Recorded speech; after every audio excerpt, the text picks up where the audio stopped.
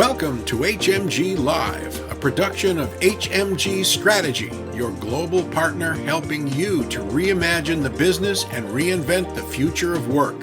Home to the HMG Strategy Global Technology Executives Who Matter Awards, and also offering the HMG Marketplace, a fast, easy, safe, and efficient way to connect with the right vendors for your technology needs. My own personal experience with connections actually does start with HMG, where I would attend HMG events for the networking opportunities, the opportunity to learn from my peers. It's one of the ways that I became an effective CIO at KLA Tencor. And it was actually at an HMG event in 2010 that I got connected to the recruiters at Facebook through a CIO here. These types of events and functions are really important, both for people to develop themselves, but also for us to just make our profession more effective, because we can cross-pollinate ideas and help each other innovate by learning from each other's mistakes and each other's successes. And I think HMG probably does this better than anybody. And now, a warm welcome to today's host, lead principal and CEO of HMG Strategy, Hunter Muller. Good afternoon. Good afternoon for those in the East, and good morning to those in the West Coast of California. Great to be here with you today. I'm Hunter Muller, lead principal at HMG Strategy. My team and I are delighted to be here. This might be Digital Summit 100 since we flipped from in-person to digital some 8 or 9 months ago. Real excited about today's Innovation Summit, a world-class agenda, amazing insights, perhaps, look, the best time ever, the most exciting time ever, the most opportunistic time ever to be a tech leader, whether you're a CIO, CTO, CISO, or whether you're a C-1. We're going to cover here today. You can't get anywhere else. You can't get it at any other provider in this space, on this platform. We hope to cover and address your real pressing concerns and issues around leading and innovating, leading and transforming, leading and reimagining the customer experience, leading and reimagining business models and inventing business models, facilitating, enabling, and leading the business in recreating go-to-markets here. All part of the big idea at HMG. The big idea is helping you be a champion in the C-suite, a champion in the line of business, and the champion in the boardroom for technology, arming the C-suite in the line of business with technology for a competitive strategic advantage, a competitive strategic weapon to win. Because winning really does matter in an environment, in a crisis of this severity and this deep. There'll be winners and losers. We want to arm you to be a winner full on. So let's get going. A big shout out to our partner, Okta. Okta is an amazing company. If you check their stock recently, it's on a tear. It's on a tear because they have over 9,000 global organizations use Okta. Connect your workforce to every app, build authentication into any app. The Okta Identity Cloud gives you one trusted platform to secure every identity in your organization and connect with all your customers. Again, over 9,000 global organizations trust Okta to manage access, authentication, workforce identity, and customer identity. A modern platform allows top companies to focus on their world-changing work, scale, and flexibility for the world's biggest ideas. I have to tell you, we've been working with Okta going on 12 years. I remember interviewing CEO Todd McKinnon in book one some 10 years ago. So great job, Okta. Keep going. A big shout out to our partners today. We couldn't do it without our partners. Espressive, again, Okta, PagerDuty, Rooney Street, ServiceNow, and Zoom. Please, when they reach out to you, take 20 minutes out of your day, learn more about their products and services, support the HMG platform, the Summit, and the New York Metro Sim chapter by taking that 20-minute call and learning more about their latest products and services. So a big shout out to the New York Metro Sim chapter. We've been partnering brilliantly together for over 12 years, beautifully together for over 12 years. And I want to introduce Judy Arteche-Carr, the de facto chairman and almost founder of the New York Metro Sim chapter. Judy, great to be here with you. Welcome to the program. Thank you, Hunter. Hello, I am Judy Arteche-Carr, Chair Emeritus of the Society for Information Management, New York chapter. And SIM New York is a community of thought leaders who share experiences, enrich intellectual capital, and explore future IT direction. This year, we have reinforced member engagement in the implementation of community outreach virtual programs, such as judging global competition for social apps with Technovation Girls program in 50 countries and 20,000 girls, career coaching and mentoring for young adults and veterans in underserved communities with Empower, implementing a COVID-19 PPE program for healthcare workers with Army volunteers, facilitating computer equipment donations for K-12 schools or families in need, participating in Tech Day of Pink in October, Breast Cancer Month with Estee Lauder, generating donations by just posting a photo in social media. That was really fun. Extremely positive feedback from all. Giving back to the community, recognizing diverse communities, STEM projects gives positive emotional vibes, much needed in today's environment. On top of this, we've had a great partnership with Hunter Muller, HMG Strategy, since inception, who brings us this very relevant program today. Thank you, Hunter, and I'm looking forward to the sessions. Judy, it's always great to see you. I love you. Take care. Next up, we have Mark Taylor. Mark's the CEO of SIM International. Mark, you're coming in from Austin, right? Hey, Hunter. Indeed, I am. Good to see you again today. Awesome. Hey, what's new at SIM International? All across the country, as Judy just mentioned, we've been doing some great things this last year. Our chapters have just been phenomenal in their impact this year in the local communities. Judy mentioned the number of outreaches that we've done. We'll be giving over $1.5 million this year into communities across the country and making a difference with regard to the STEM community and making sure that pipeline is filled coming into the IT leaders community. So great group all the way across the board. And I just want to give a shout out, Hunter, to Judy and Risa. They built a great community in the New York metro scene, and cannot say enough about the strength of the team they've built, the community there in the New York metro area. And a big thank you and shout out to you as well, Hunter, for your continued investment in what we're doing in New York. Thanks. You know, I love SIM. I'm a SIM member 20 years strong, and it's a great organization. Check it out, folks. Yeah, thanks so much, Hunter. Appreciate it. Good to see you, Mark. Thanks. Yeah. So we'd really appreciate if you visited the HMG marketplace, and we'd like a little feedback. What are your key organization specific technology needs now? If you could populate the survey and simply submit, that would be excellent. Later in today's program, HMG Strategy founder and CEO Hunter Muller will proudly recognize and honor global technology executives who matter. These top-tier CIOs, CISOs, and other technology executives have genuinely distinguished themselves in business transformation, digital disruption, innovation, and talent development through even the most difficult circumstances. These awards are not given lightly.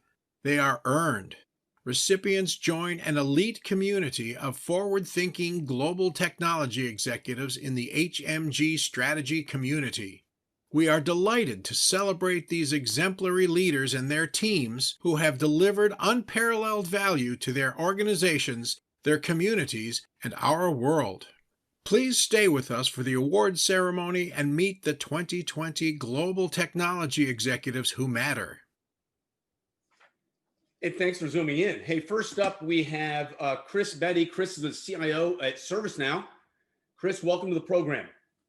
Thanks, Hunter. Hey, great to see you. Chris, you've had an amazing career, an amazing leadership career in our industry, viewed as a real true thought leader, and you work for a really interesting company, ServiceNow. You guys have been on a tear. You have a new CEO, relatively new. What are some tips that you can impart with the audience around leadership and career ascent? Anything come to mind, and what are the guiding principles that have afforded you such a great, brilliant career? Well, I appreciate the compliment, Hunter, and certainly there's a lot of people in our team that deserve that credit as well. As a lot of us as leaders know, it's really about the strength of our teams. But I'll just simplify it and I'll constrain it a little bit to the CIO audience that we have. I think it is earlier what you said. It's about seizing the moment, right? And figuring out where we as CIOs can make a massive material impact on really what's most important at the company. And I think throughout my career, what I've tried to do is constantly examine making sure we're working on things that are relevant to driving the growth strategy of the company and not just kind of doing the job. And I think that's hard, right? And it requires constant introspection, so to speak, and constant learning, right? So one of the tools in my toolkit, I tell myself, I just got to be a sponge and learn from everybody. And that's why these events like HMG are so fantastic, is we can all learn from each other. So I just say two things: making sure you're working on the most important things that are relevant to your company at all times. And two, that constant learning muscle. It's one that we can never forget. Awesome. Great timeless principles and lessons learned. Thanks for sharing that, Chris. Great job. Hey, when you think of the autonomous enterprise, enlighten us, educate us. What does that exactly mean? Sure. In my mind, the autonomous enterprise, which is something that we've been working on, is really about marrying the promise of data and the power of data with workflows. And I'll zoom out again just for a second, which is traditionally from an analytics standpoint, we've focused on what's happened, right? That was the analytics focus, produce dashboards, reports, and insights based on that. But I think we have the power today with technology to look at not only what's happened, what is happening right now out of every corner in the operations of our company, because we've instrumented everything with software. And then the third is with machine learning, what could happen. So now we have a data set of what's happened, what's happening right now, and what could happen. And how do we marry up all of those insights and signals into action? Because traditionally the finish line for analytics and machine learning initiatives has been, let's produce the insight. We need to stretch it. And we need to take those insights into action and repeatable actions at scale. So if you think about top talent at any company, the top 20% of your people, they know what to do, whether it's an average Monday or it's a crisis on a Thursday. And how do we take the knowledge in their heads? When they look at a situation, what do? Codify that into playbooks and turn those playbooks into workflows. And so that if you think about that cycle of signals to insights and insights to repeatable, scalable actions, if we can do that for every single persona across the enterprise, then I do think we get to that autonomous enterprise. And it's a journey. It's a journey. And so what does the past, present, and future look like for the autonomous enterprise? I think the way it's different is it has to be looked at all at once, not just in separate silos. You can't have your data scientists doing machine learning over here, your traditional analytics team looking at the rear view mirror over here. It's looking at it all at once. And when you do that, it's an interesting thing happens. You shrink the cycle time of those signals to insights, but you also reverse the flow of work. If you think about the average day today, we all come to work and we're going to go to our inbox or whatever collaboration tool that we have, we go find work. We have to reverse the flow of work. And again, the work should be finding the person, and it should be finding the person in whatever modality is appropriate. It could be on their mobile device. It could be on a portal. It could be through some voice assistant, perhaps in the near distant future. So I just think it's marrying up all that together and turning those into, I'll take a concept we're all probably familiar with. We've all probably done something with technology around next best action for a salesperson or a marketing person or something like that. Why can't we have a next best action for every single person in the company for every single hour of the day? And the answer is we can. We have the data and the tech to do it. We just got to put it all together. Interesting, right? Interesting times. We've been talking about AI forever, but it's real now, right? What is AI? How does AI and ML fit in? I think it's a critical part of it, and it has to be part of the strategy. And there's a couple interesting things happening here. I think the worlds of AI and ML getting joined up with the world of automation, process fixing, efficiency gains, all those sorts of things, where they're not two separate things. Again, those two things fusing together. And a big part of the AI journey for probably everybody who's been down it is, how do I get the adoption? And I don't have a great answer for this, because in our consumer lives, we listen to AI all the time, whether it's the app that tells us where to go, the app that tells us what to watch, the app that tells us what to buy. But inside the enterprise, it it's disconcerting to people when the algorithm is telling them what to do. So explainability comes in as a big factor, Hunter. And I think it's on us as CIOs. I think this is the next big thing, in terms of taking AI and ML, marrying it up into workflows, but also getting people comfortable with machines coexisting with humans and informing humans what to do, not eliminating, informing, and it's the human plus machines. That's the killer combo. You all have come amazingly far down this journey. So what does the autonomous enterprise look like, and what are the benefits?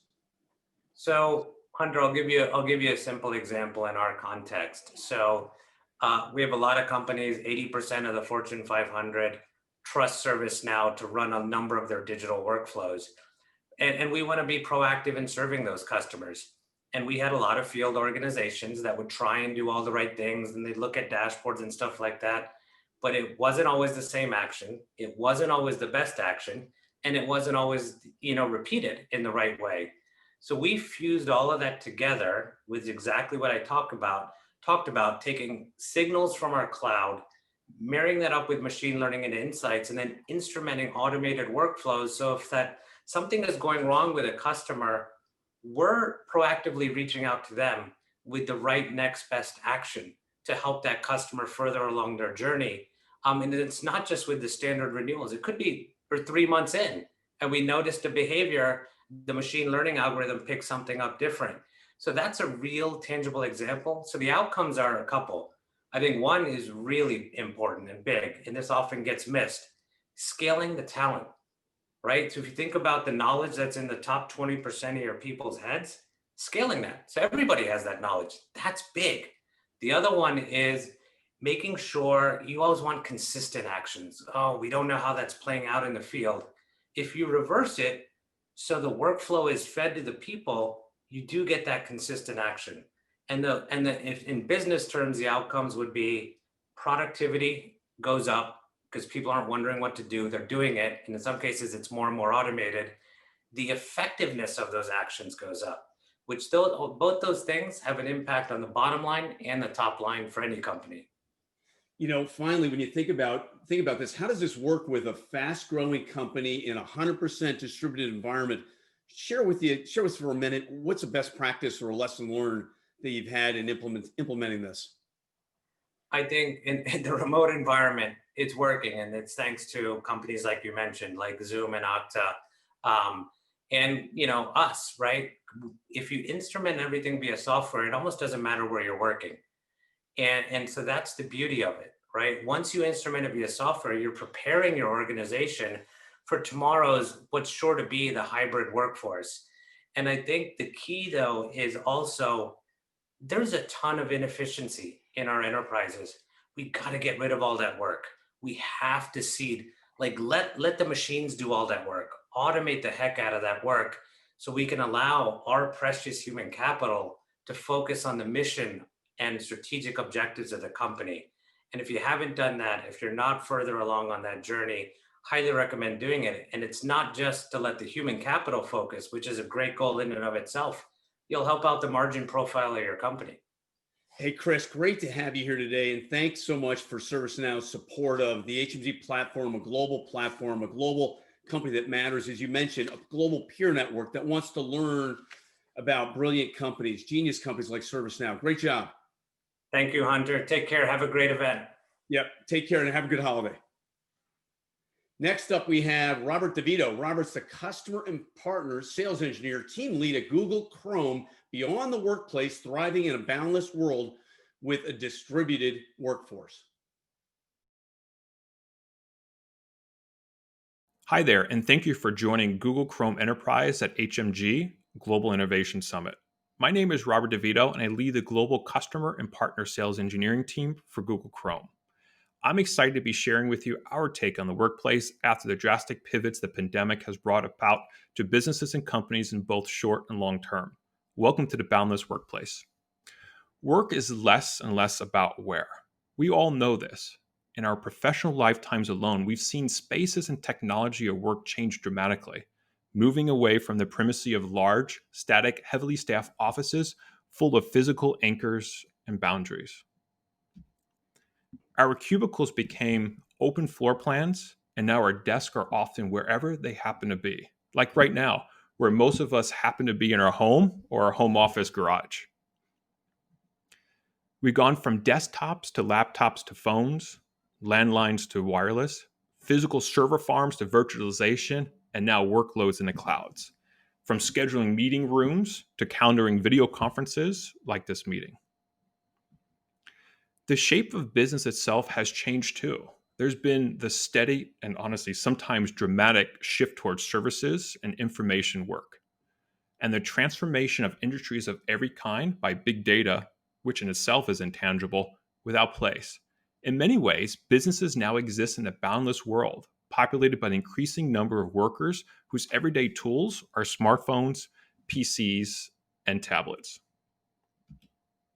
And along the way, it's created a workplace beyond place, one not limited by physical requirements. And we stopped thinking about the office and we started thinking about our own offices. It really first began with road warriors creating value from the field.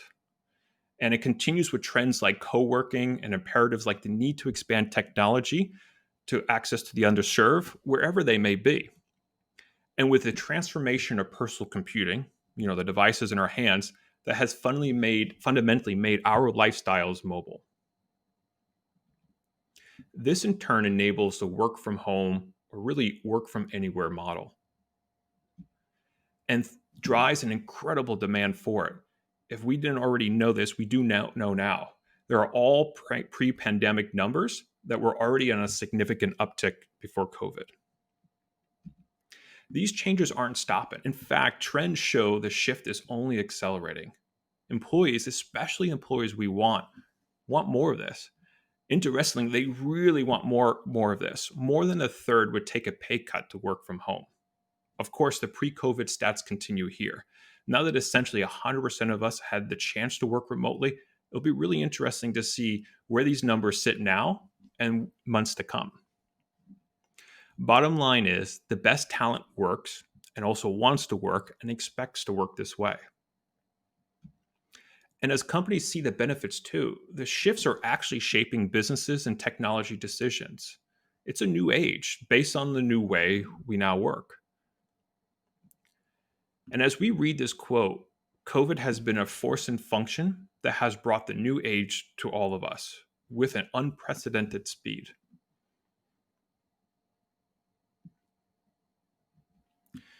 Now that the genie is out of the bottle, we can't go back now. These changes have fundamentally and permanently changed what work and what businesses look like.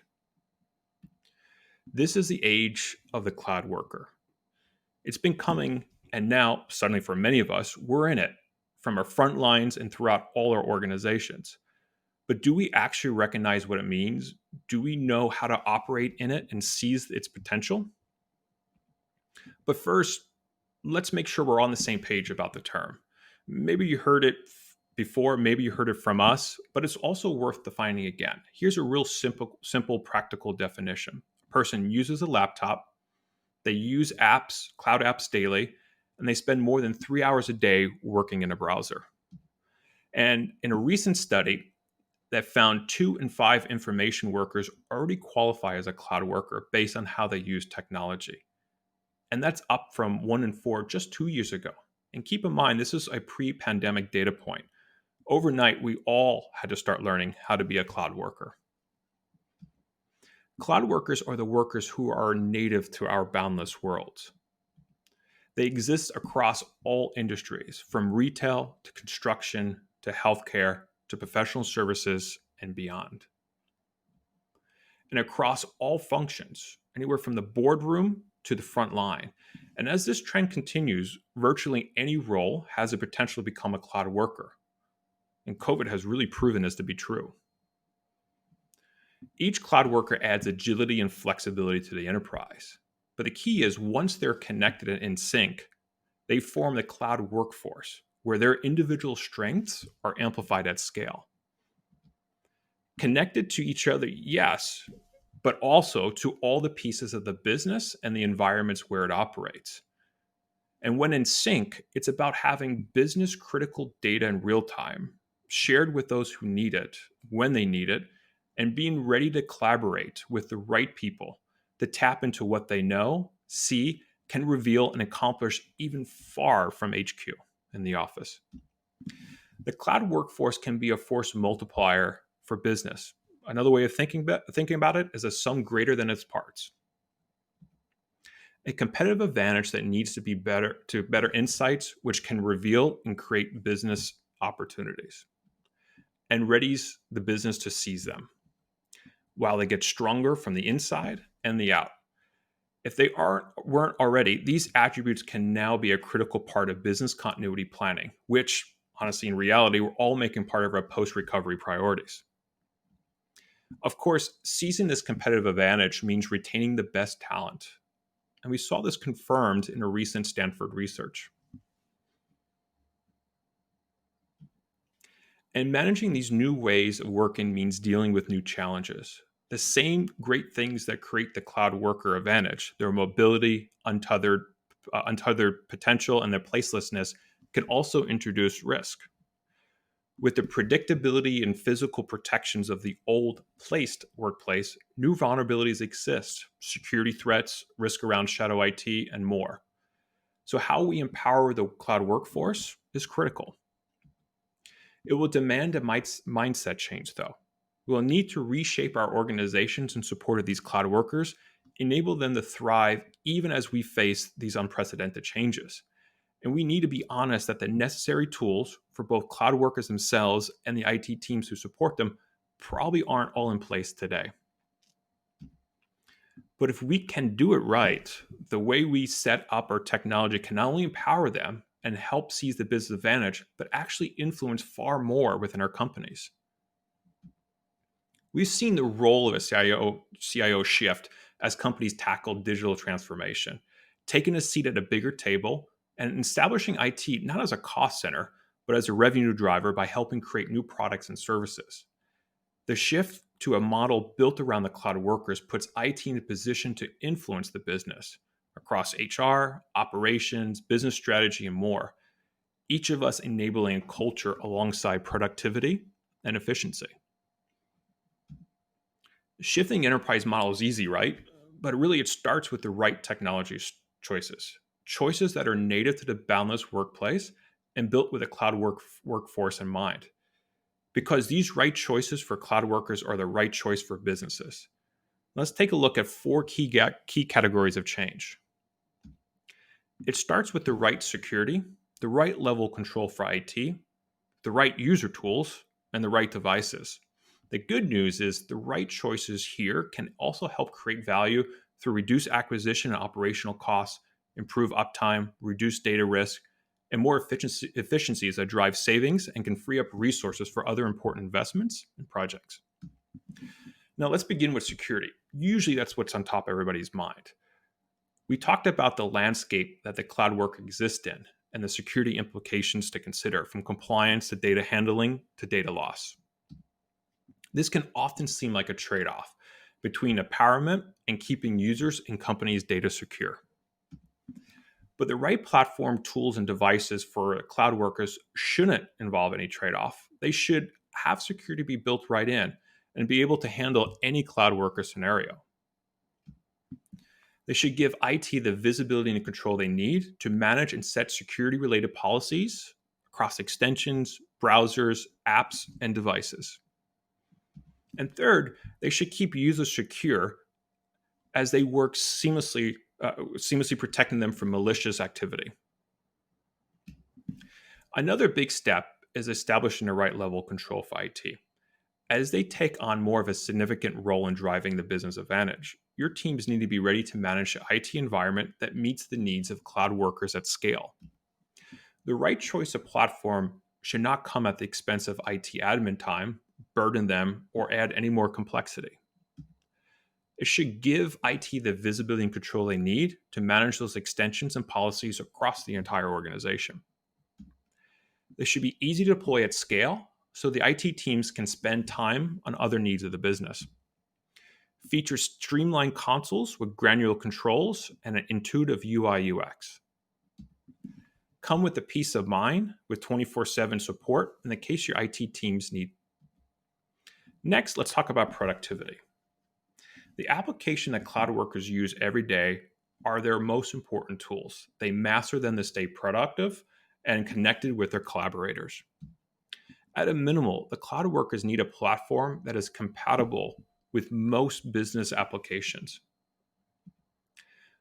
But platforms truly designed for the cloud workers should also provide easy access to the right apps for the right workers. Be as untethered as our cloud workers so they can pick up where they left off across devices and locations. They should have a user experience that's seamless, things like automatic backups, automatic updates, and no loss of progress. And lastly, be supported by a powerful ecosystem of developers that are building their future tools. Just like when work is limited to one physical location like an office, if work can only be done on one type of device, there are some serious limits to the promise of a cloud workforce. They need devices that match the work they do, wherever they might do it. That means devices that are powerful with high processing power and don't slow down over time. Devices that are reliable, they're quick to boot, and have less downtime. Versatile devices that cover diversity of use cases. Do your people need a grab and go? No problem. How about a laptop or tablet with cloud identity enabled so anyone can use it without compromise? And of course, these days, let's be sure to wipe them down. And durable devices for the front lines, the back of the house, or anywhere our cloud workers take them. So what is the platform designed for the cloud worker? Chrome Enterprise, and it makes all these choices possible. It's secure by design, enables IT to provide trusted applications to the users, and protects against current and future threats. It delivers comprehensive, streamlined management that's configurable for your specific business needs and standards. It has the apps that the cloud workers need to stay productive and connected. And Chrome Enterprise delivers powerful capabilities across every use case where you'll find a cloud worker.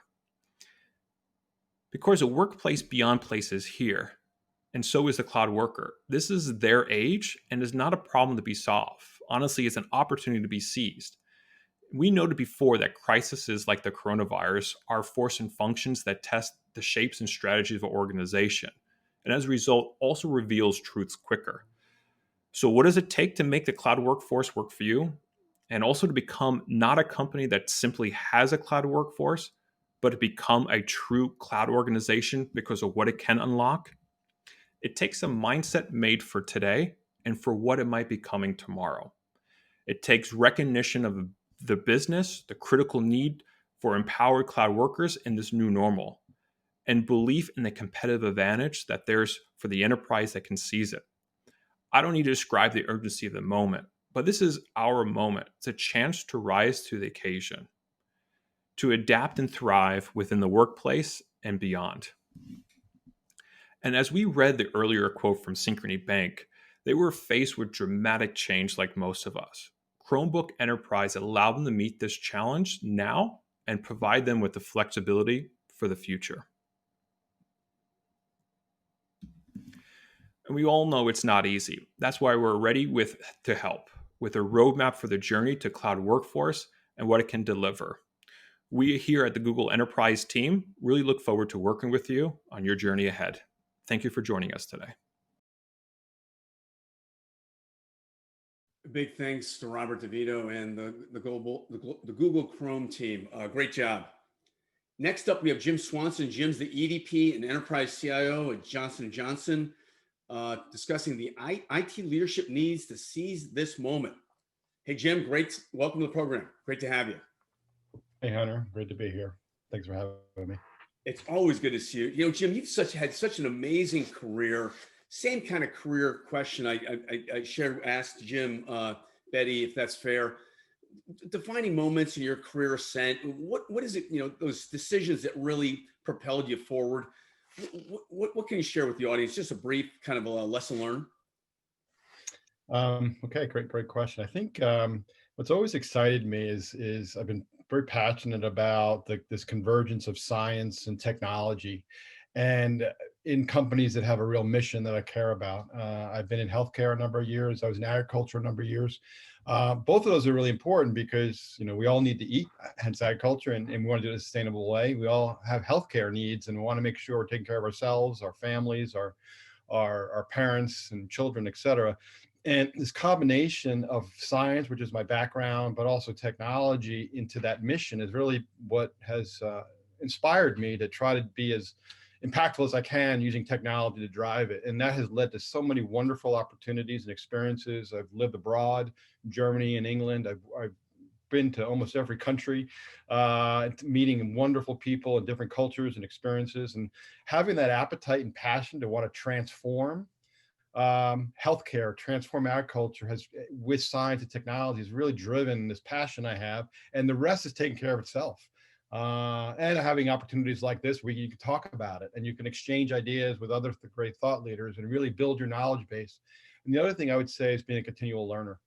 Never stop learning. And that has also really kept me energized, motivated, and made sure that the groups that I led or companies I've been in, we can have a really important impact, because you need that to transform these really important areas.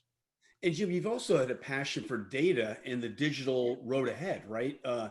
Every organization's a data company. Yeah, I think, you know, I know digital is an overused word for sure. And you got to unpack it for what it means for your company or what it means your area. And data is certainly part of that. Having a modern technical foundation, part of that. Applying data science and models to drive insights, really critical. And having really good platforms that are user friendly, that you look at things like adoption, who's using it, and looking at things like outcomes. You know, I never get excited just because we installed something. I mean, that's a little clap at best. Where I get excited is when I measure adoption, how many people are consuming that model or that software or that data or technology, but then also how it's tied to business outcomes. Are we improving net promoter score for our customers? Have we improved on time and full delivery of supply chain? Have we improved the net present value of our pipeline and innovation, bring it to the market faster? Have we enhanced our ability to use financial information to really drive insights around our best investments in our portfolio?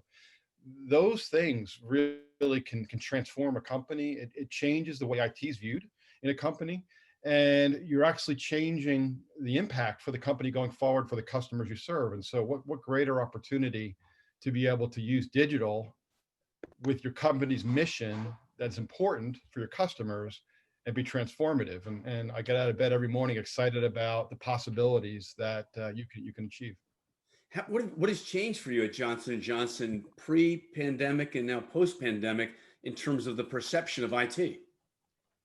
Yeah, so I've been with J&J now. It's my second tour. J&J, I was here about a decade and a half ago, and I've been with other great companies. But coming back to J&J has been amazing. It really has been great. And I've been about a year now. And the first 3 months, I was learning this very complex company of three big sectors: pharmaceuticals, medical device, and consumer health, and really making sure I understood our technology strategy. And then COVID hit. And I wouldn't recommend, you know, starting a new role 3 months in and COVID hit and having to deal with that. But at the same token, we learned a lot around how ready we were and how dynamic we could be. And I think IT was viewed very strong as a good operational group, creating a lot of value. But we've now been able to actually cut a very different view of IT as a potential change agent and transformative agent for the company going forward. And so it had a good credibility, but I'm never satisfied. So how do we use COVID as a way to really extend the ability of IT? And we've gotten a lot of good, as with other CEOs I've talked to, good credibility now of how important IT is, because people got to see it. And now how do we lean into that to drive transformative value for the company? And that's the journey and mission that we're on. You know, it's as you said, digital really it's all matters relative to your organization. How does the culture interpret it at J&J? How have you accelerated your digital agenda in the past 9 months? Yeah, I mean, we've done what I think a lot of those CEOs have done. They made sure their employees were connected. We had two major goals. We had keeping our employees safe. You know, we have 140,000 employees all around the world, plus quite a number of partners, and we care about our partner employees just as much as we care about our own. So keeping employees safe, and so making sure they had connectivity, make sure they had access to information that they needed, making sure as we went remote, you know, across the world, that they can still get their jobs done safely and effectively. Second big goal we had was making sure that our critical medicines were distributed all around the world where they needed. And so we had those really two big goals that really anchored us in how we were going to look at technology and capabilities to be able to drive that. And the interesting thing is we've learned through the COVID experience of how important it was to have this diverse set of people working together to achieve those two outcomes. And it wasn't just IT. It was facilities, it was security, it was commercial, it was HR, it was finance, it was supply chain, working together, and our partners working together on that mission of employee safety and ensuring medical needs are being met to our patients and customers around the world. And talk about a galvanizing way you can drive a mission. We were dealing with things we hadn't planned for, and you had to be adaptive. You had to rely on each other. You had to test and learn in some things. And if it worked, you did more of it. If it didn't work, you changed it. And then we kind of followed the pandemic around the globe. So when it started in China, we did some things in China that worked, and some things we learned. And as we moved to Europe, we applied those and learned, and moved to the US and Latin America. And as it's come the other way now, how do you then bring people back to work? And even looking at things like as the pandemic curves change, how do you respond dynamically? And so we learned how to be agile. We learned how to be dynamic. We learned the importance of inclusion and diversity around your team to have demonstrable impact. And these are tools or capabilities or behaviors we want to take well past the pandemic and really become the operating norm, which I'm really excited about being able to apply as we go forward.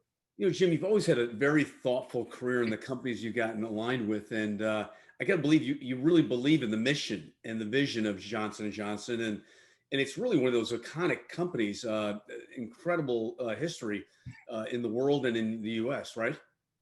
Yeah, I mean, it's been over 100 years J&J's existed. And you think about our earliest start in the surgical space and really being trendsetters in the world of science. And I think about, us where we are now in consumer health, in medical devices, with digital surgery, where we are with pharmaceuticals.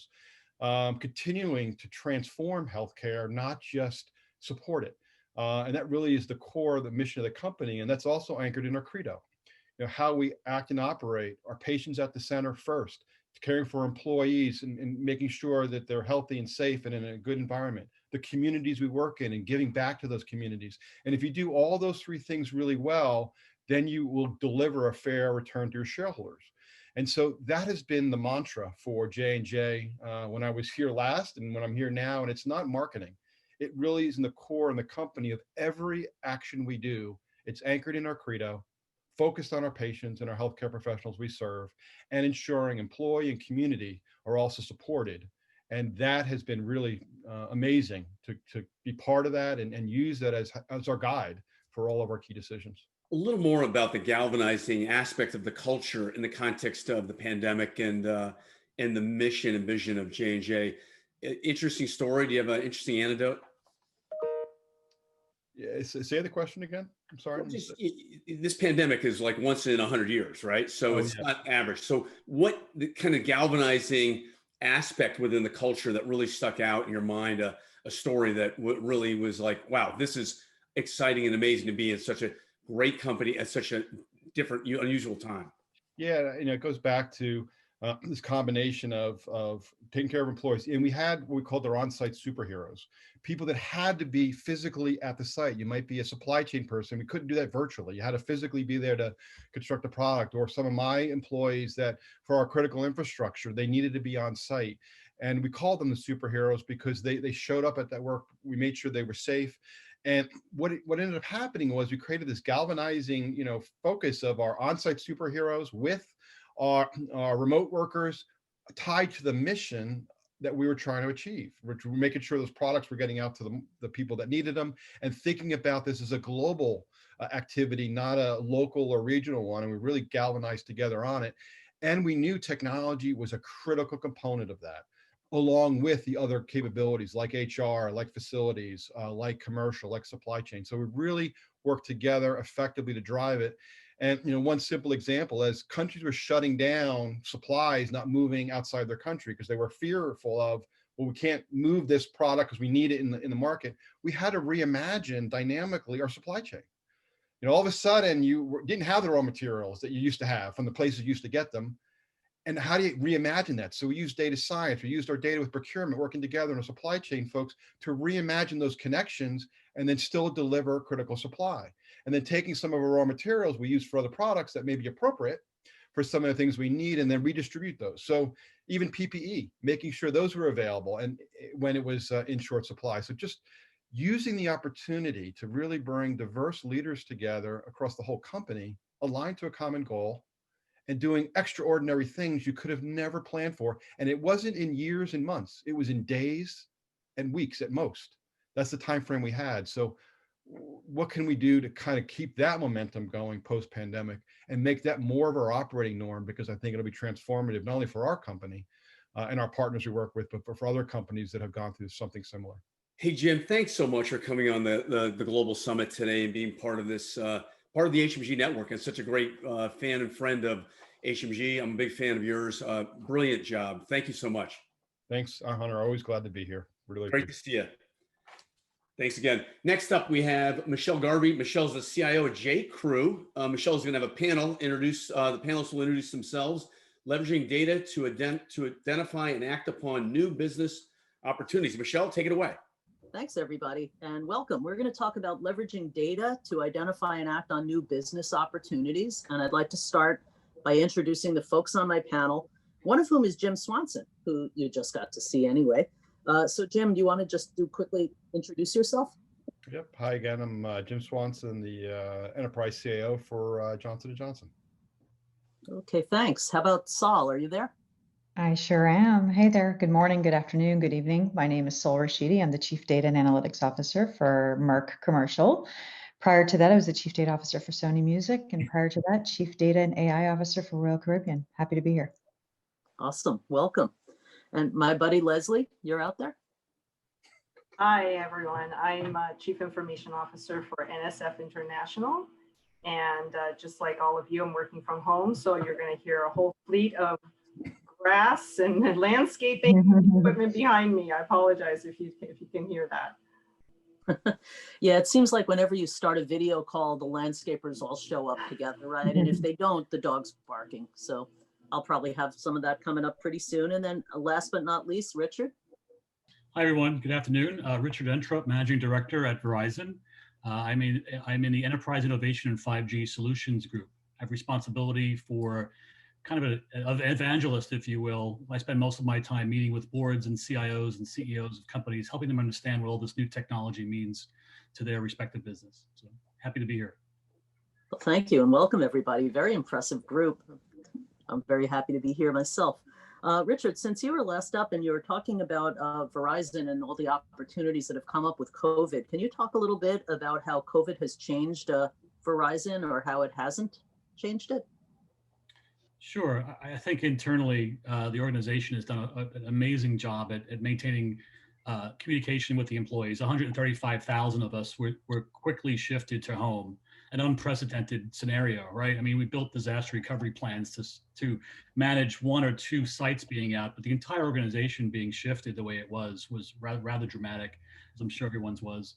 I think the organization really stepped up internally, but also more importantly, externally to our clients and maintaining service levels for our enterprise clients, our consumer clients, really, coming together as the leadership team really excelled, I believe, from my own experience as an employee as well as a former client of Verizon. I think it did an amazing job at maintaining security, but also availability of systems. The demand on Verizon during this time has been dramatic. Our clients are the Amazons and Microsofts and the largest cloud providers in the world who needed more bandwidth to support their own organization's demand. So we did a great job at maintaining that, but also at the same time maintaining our 5G rollout and our commitment to being first.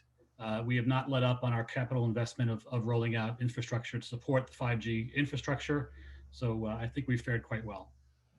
Wow, you packed a lot in there. I got to think that not only the quantity of the demand, but the pattern of demand had to have really shifted in the last months. And it's really, how are you predicting? Are you using data analytics to predict the continued movement of demand? So I'm not in the traditional IT side of the house, right? I'm more on the forefront supporting our enterprise clients. But I do know, I'm positive that internally, again, we went from maybe 20 to 30% of folks coming in remotely to 100%. We're 135,000 employees coming in. So VPNs and infrastructure was definitely tested from a scale perspective. But again, as an employee and a consumer of the services, I have not felt any downturn whatsoever. Thank you. And we, of course, are a consumer of your services, and we appreciate that as well. Lesley, NSF International, can you tell me a little bit about what NSF is and its mission and how you use data? Sure. NSF is a 75-year-old. What we do is specialize in the TIC industry. So that's testing, inspection, and certification. And our mission in life is to protect human health and safety, and as well as to protect the environment. So you can imagine that the clients we serve in the food or water or health sciences industry all have a lot of need for preserving their brand. And so in helping them in their inspections and testing and setting up certifications for them in that industry, we definitely collect a lot of data. So our job is to ensure that their brand is protected and that it's trusted by everyone.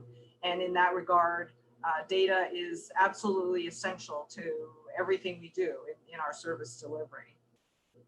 Yeah, I love the quote that you had about data being the new oil. Really fascinating way to look at it as a resource. Saul, you had an interesting point about getting the business to take a leap of faith in trusting the data. And in retail, sometimes our users consider it to be more of an art than a science. How have you managed the user migration in that? Yeah, I mean, if anyone's perfected it, I really want to have a conversation with you. So I refer to it as the slow drip method. I think oftentimes in more the creative companies, retail industries, where original content is sort of king, there's a very creative, subjective, and qualitative process towards it. They tend to rely on instinct and experience and what feels right as means of a commercial strategy. And so the concept and the notion of just introducing data to the mix, not to say it's overwhelming, but there is lack of trust in it, if you will. And I always tell them, data is not meant to replace critical thinking or common sense, but you got to come to the table informed.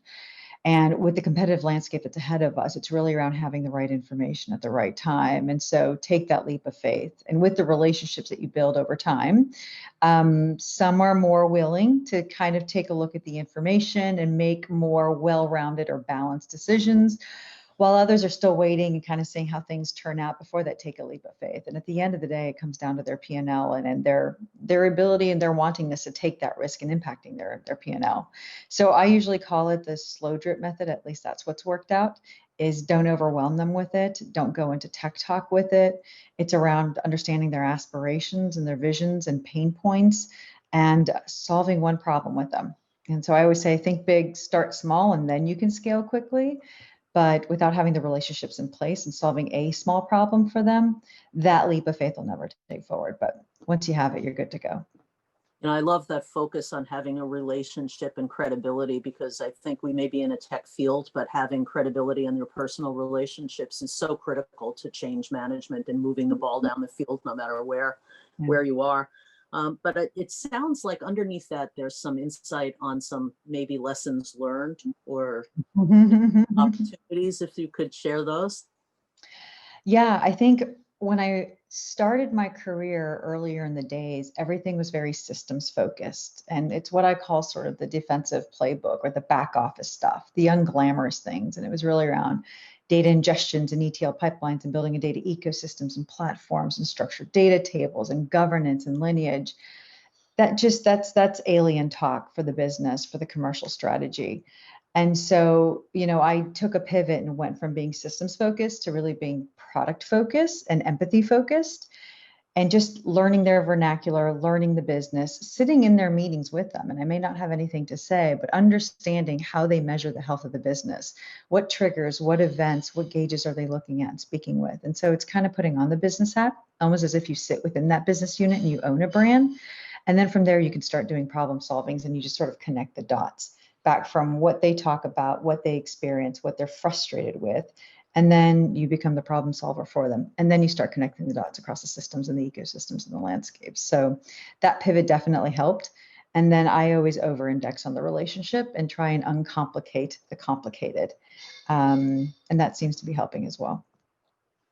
Yeah, I love that approach. I find the thing I like best about being a CIO is having that vision across the enterprise and understanding how all the different functions work. And I think sitting in meetings quietly and learning how they really use the information you provide and where the pain points are is so useful. Jim, I wanted to give you a break in talking because you had that long opportunity to chat with Hunter, but I'm curious at Johnson & Johnson what kind of insights your organization has gotten recently and how you're using data during the pandemic especially. Yeah, I co-lead or co-sponsor a data science council with our head of R&D. And it really is to bring data science, and I actually call it decision science because it's not data science for data science sake. What decisions or insights you're trying to drive, but do that across the enterprise. So how are we looking at it in our consumer health business to provide the right products to the right patients at the right time? How are we doing in the pharmaceutical business? And you think about the customer journey we're trying to affect, or helping a healthcare professional guide around the right options as you're looking through care, or our digital surgery business. Or medical device business, hips and knees and other things, and how we're applying data and data science to improve health outcomes. And so there's a number of examples, and we're trying to grow the maturity of that capability across the whole company. And that includes the data component of it.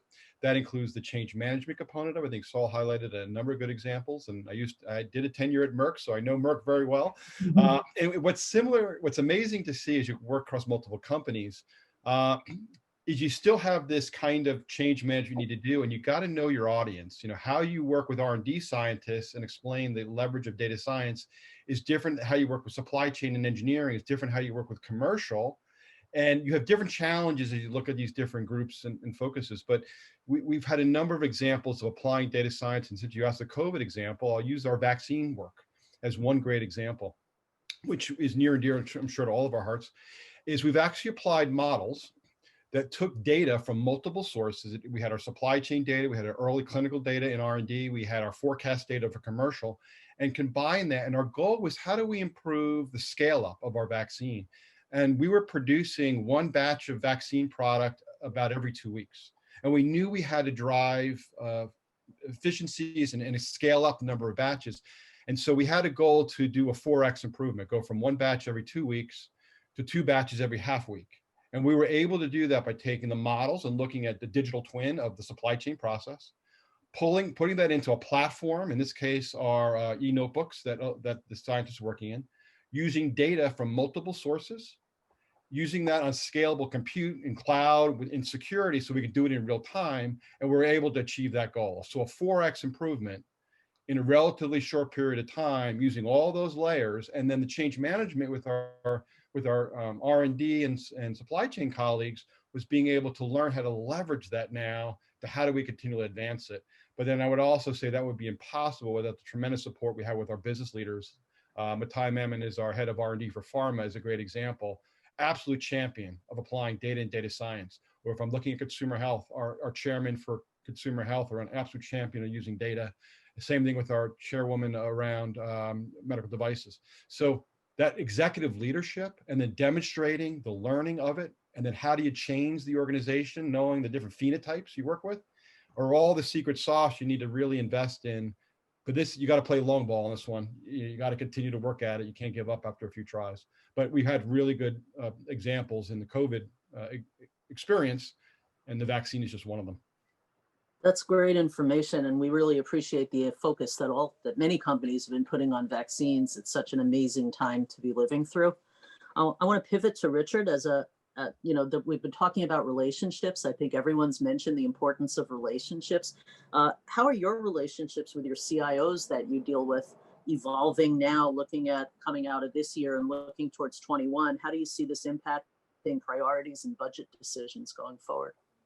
Sure. I think the consistent themes that I'm sensing are definitely investment in capital infrastructure, for sure, being able to maintain the large volume of remote users coming in. So all the plumbing, if you will, is now at the forefront.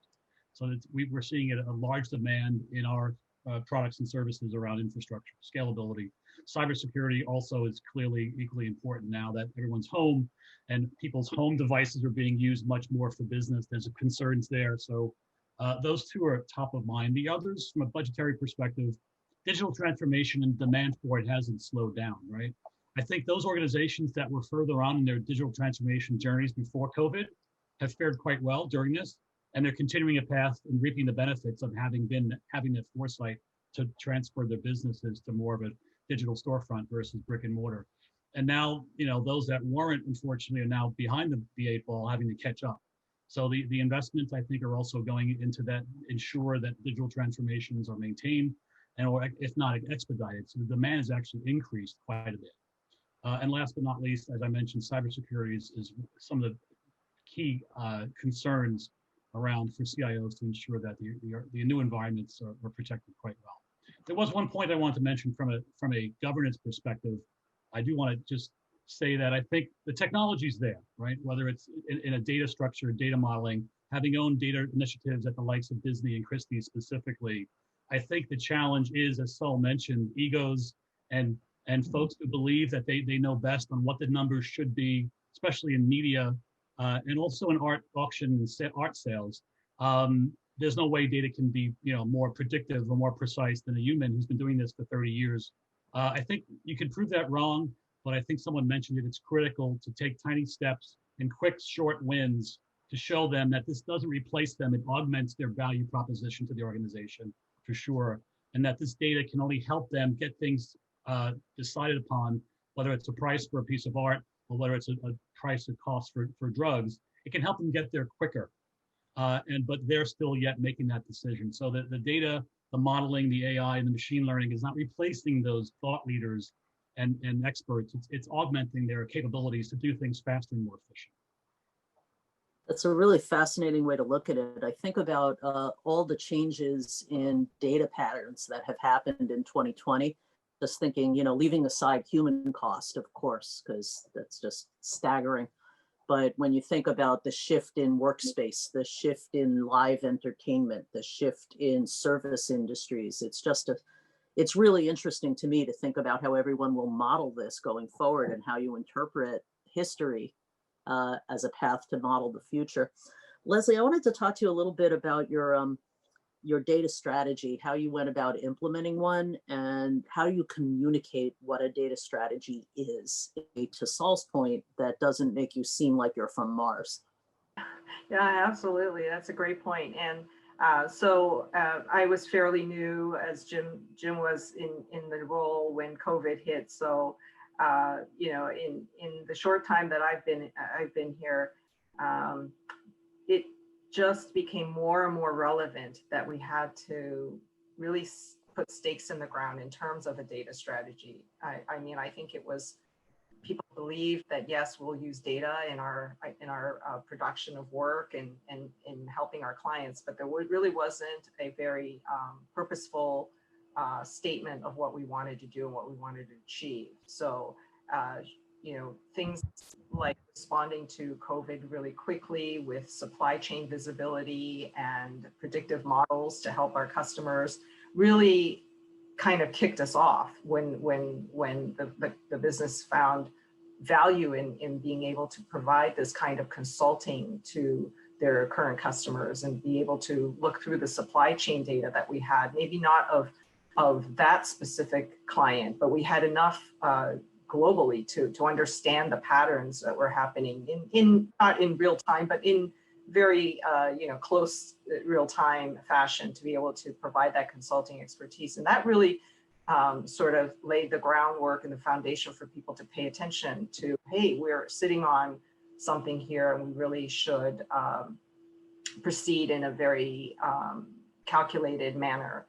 And so we set out to really put thought to paper and say, how do we look at all aspects of it? And I think it was mentioned before as well, it's the culture, it's the relationships, it's the trust in our technology and our direction. But really, I think these real life use cases where people can relate to what is the problem that you're really trying to solve is in business speak, right, is going to hit home. So this building that great partnership and that trust and really listening very, very carefully to what is the problem to be solved. I think it's all the normal stuff that we do in the course of a day, but applying it to really what is this asset and how do you want to manage it? And, you know, I was on a Harvard Business Review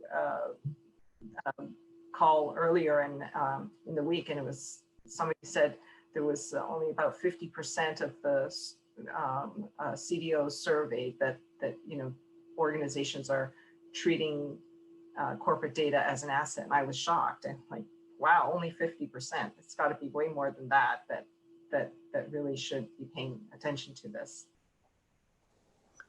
Yeah, I definitely agree with that. I think, you know, companies talk about people being their biggest asset. That's true, but I think data and information and the ability to leverage that information is probably the second biggest asset. I want to go back to Jim about, you've been talking about the impact of the pandemic on the kinds of pivoting that you've had to do and the speed that you've had to respond with. What do you think are the lasting effects that are going to come out of this experience once the pandemic has passed? You know, I think it's certainly in the telehealth space. It's not just within J&J. You're seeing that taking a huge uptick. And then how do you lean into that to actually everything from how patients are better served, especially in remote geographies where it may be difficult to actually visit a physician. You're doing, you know, telehealth is being much more embraced. How we communicate and educate with our healthcare professionals. You know, we do webinars now that are much more effective because you can get a broader audience with more interaction. You start thinking about how you show up with your customers. We've done a lot in data science, and we've done a lot with communicating with our healthcare professionals, where it used to be all in person. Latin America is a great example. We went from 3,000 visits a day in Latin America with our sales reps to 0 because hospitals shut down. They weren't allowing these discussions, these important discussions that we're having, everything from procedures to advancements in science, to over 3,000 digital interactions and growing. And now you think about how that then works its way into your supply chain, how it works your way into R&D, and this kind of this feedback loop of data or data flywheel, and how that changes really early on with more insights early on. How does that change your pipeline? How does that change how you distribute and make products? How does you interact with your customers? And then really using this technology, digital underpinning of data and data science, great platforms that are highly connected in a secure way to reimagine your business processes, reimagine those interactions, reimagine how you invent and how you sell and how you market and how you produce. I think this is the tip of the iceberg, and we've got to lean in really heavily now. And I would also encourage everybody, and how do you educate your executive committee? How do you make them champions? So it's not, here's my business strategy, and oh, by the way, here's a technology strategy. It has to be one. It has to be integrated. Them talking about data or decision science, them talking about technology is part of how we are going to deliver innovation.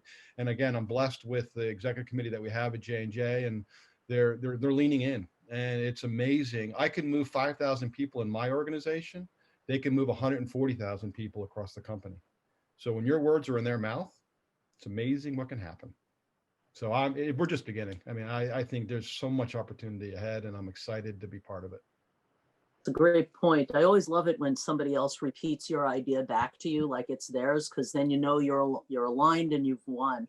I want to move, some of the things you say really tie nicely to Richard and your role, Richard, is in these new technologies and all these emerging technologies that you're directly responsible for. How do you see that moving forward through COVID and then beyond it for things like edge computing, 5G, and those other new areas that you're in?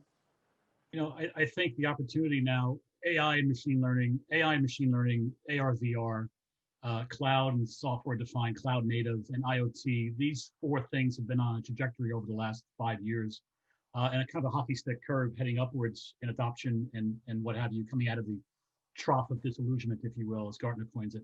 But I think with 5G and with wireless connectivity, attaining the bandwidth and low latency of edge computing, coupled with the ability to maintain a high density of IoT devices, I think 5G will enable these technologies looking back at them 5 years out, looking backwards, that hockey stick will continue on a trajectory upward, and the adoption is going to just continue to grow quite rapidly.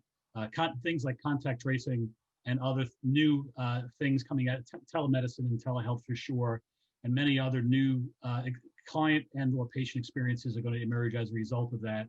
But I think couple those emerging technologies with 5G, high bandwidth and low latency of edge computing, I think there will be new products and new services and new revenue opportunities for all sectors. Healthcare, I mean, just pick one and I can give you countless examples of how they will leverage this new technology on top of 5G to enhance the client experience, to generate, new revenue streams, retention, attraction of new clients and what have you, and ultimately enhance the client experience. So it's a very exciting time for the IT infrastructure folks, believe it or not, at this point, because infrastructure was always kind of back office plumbing, if you will. It now is at the forefront of truly supporting this digital transformation now, as data and other things are as well. But I just also would mention that cyber still needs to be top of mind in all of this, whether it's data initiatives or infrastructure, what have you. Cyber will become a more important issue as we advance into the future, as more folks are working at home, as more devices are connected, and as more devices out there densified as a result of 5G. I think cyber becomes that much more important. Well, that's a great point. I want to pivot now to Saul and say, but based on the background of what you were saying, so what's next? Will you help me narrow that one down? Where do you see the biggest opportunity for data analytics to inform your business moving forward materially? Yeah, it's interesting. I think I got really lucky because what was a field that was really not glamorous and completely unsexy 20 years ago, because I was what they considered an MDM expert, has swung the pendulum and now is front and center. So you got these back office geeks, and I'll raise my hand. I was definitely one, still am, who are now sort of the rock stars of the new age. The stuff is not easy. It's not a silver bullet. And I think, unfortunately, a lot of great hype, a lot of great marketing. For the businesses that are leaning in, they do fundamentally still think it's a silver bullet. Well, AI is going to solve my problems.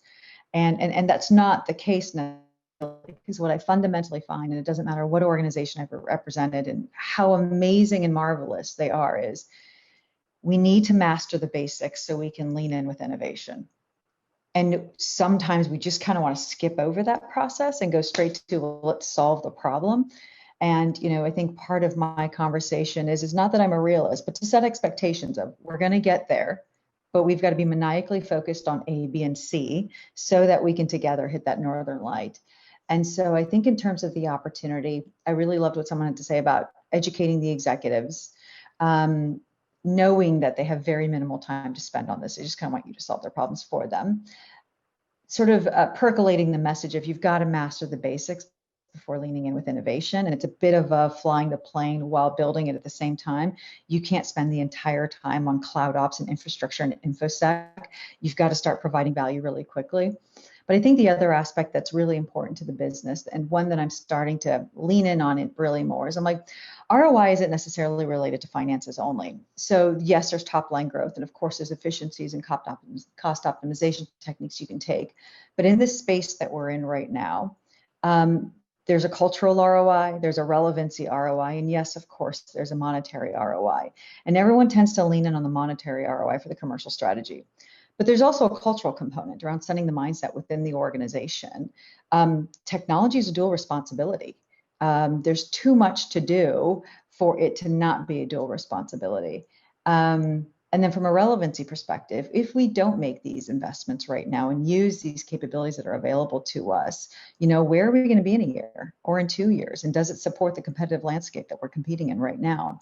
And so I think there has to be a paradigm shift of you may have a business question and they want an answer or a silver bullet. And that's just not how this world necessarily works. It's a shared responsibility. I think there's multiple ROIs that are at stake. And I always try and balance the messaging of we're going to do great things together, but let's not forget the foundational and the fundamentals. I love that. It's sort of a new take on the balanced scorecard, that they do. I love that companies are now considering sustainability and cultural and giving back values as part of the mission, and it's not just bottom line. I think we are running out of time, and I assume Hunter's just going to burst in and interrupt me if that's the case. Hey, Michelle, great to see you. Hey, what a rock star panel here. You know, one last question. And by the way, Michelle, you win like the All-Star Award for the year of best facilitator ever. Thanks. I love that. And I'm so excited that my cat and dogs did not help me as they normally do in these things. Oh, that would have been fun. That would have been interesting. I just would love to hear final comments by everyone. Although it's incredibly challenging and it's insanely difficult, is this the best or most exciting time ever to be a tech leader driving a digital data agenda? Sol?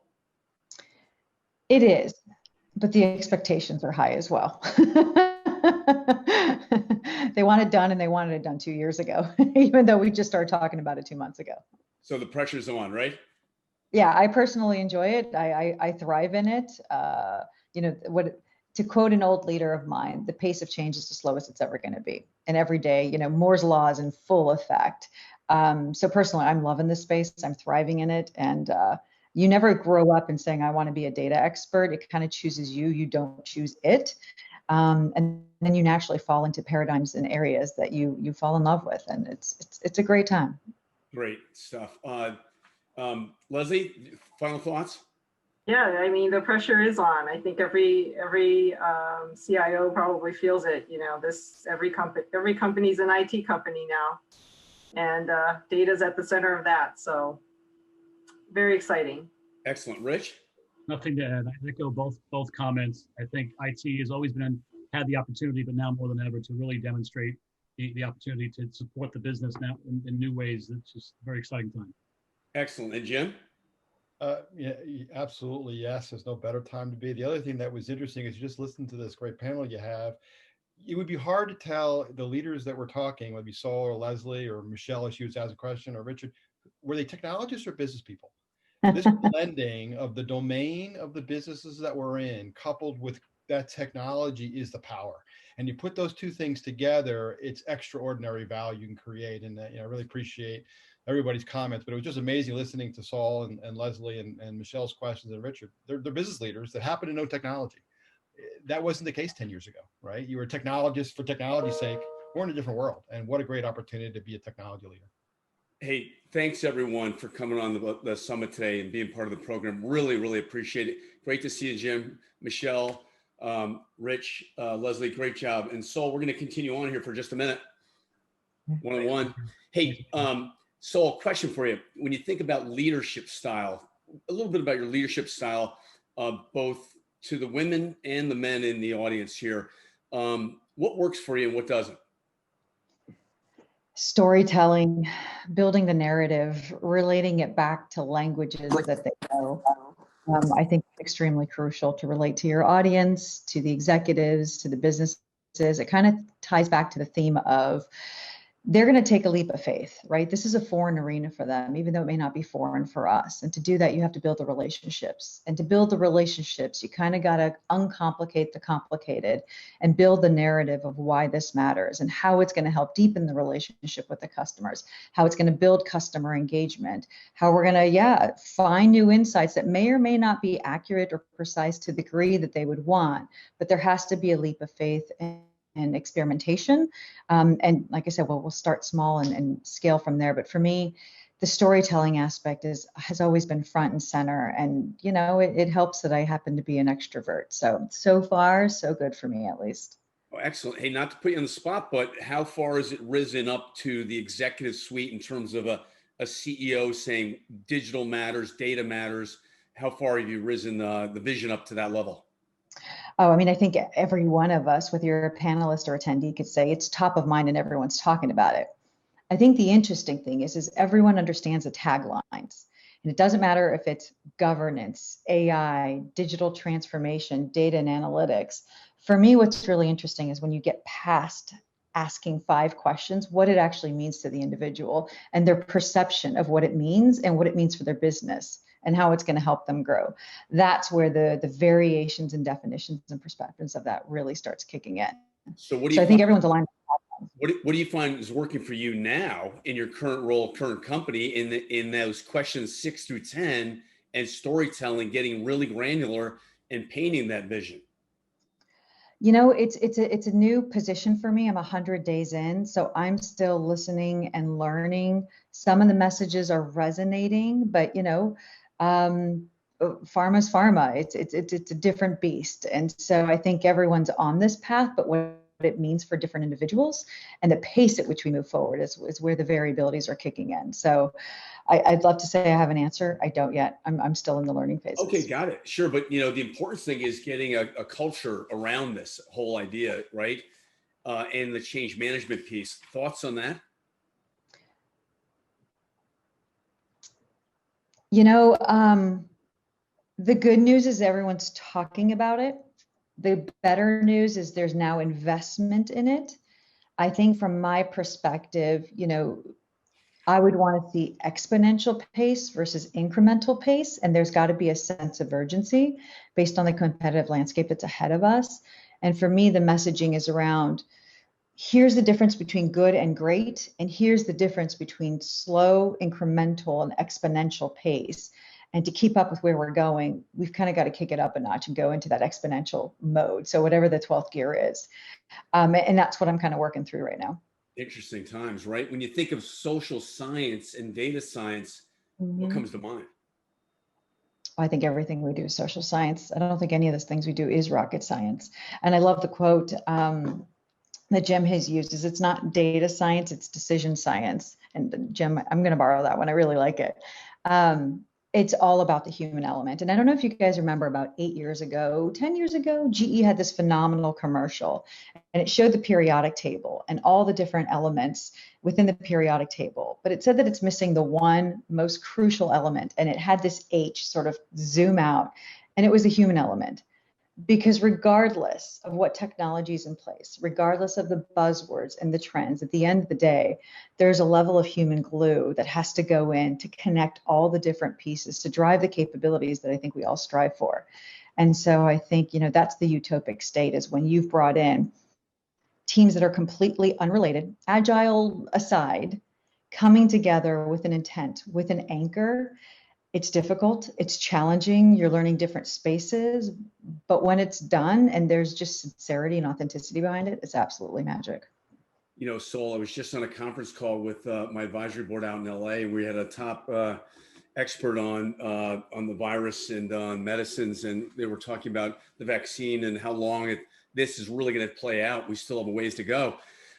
When you think about that, where do you get your strength, your passion, and your courage to continue to lead on and push on? This is really, it's not a sprint, it's not a marathon, it's really looking more like an Ironman or Iron Woman model. Yeah, my mother always said I was born with a backbone and not a wishbone. So I think there's just a resiliency gene in me, because it's not an easy job by any means. The number of stakeholders and the number of partnerships and relationships you have to build is insane. So I think it's, don't hope.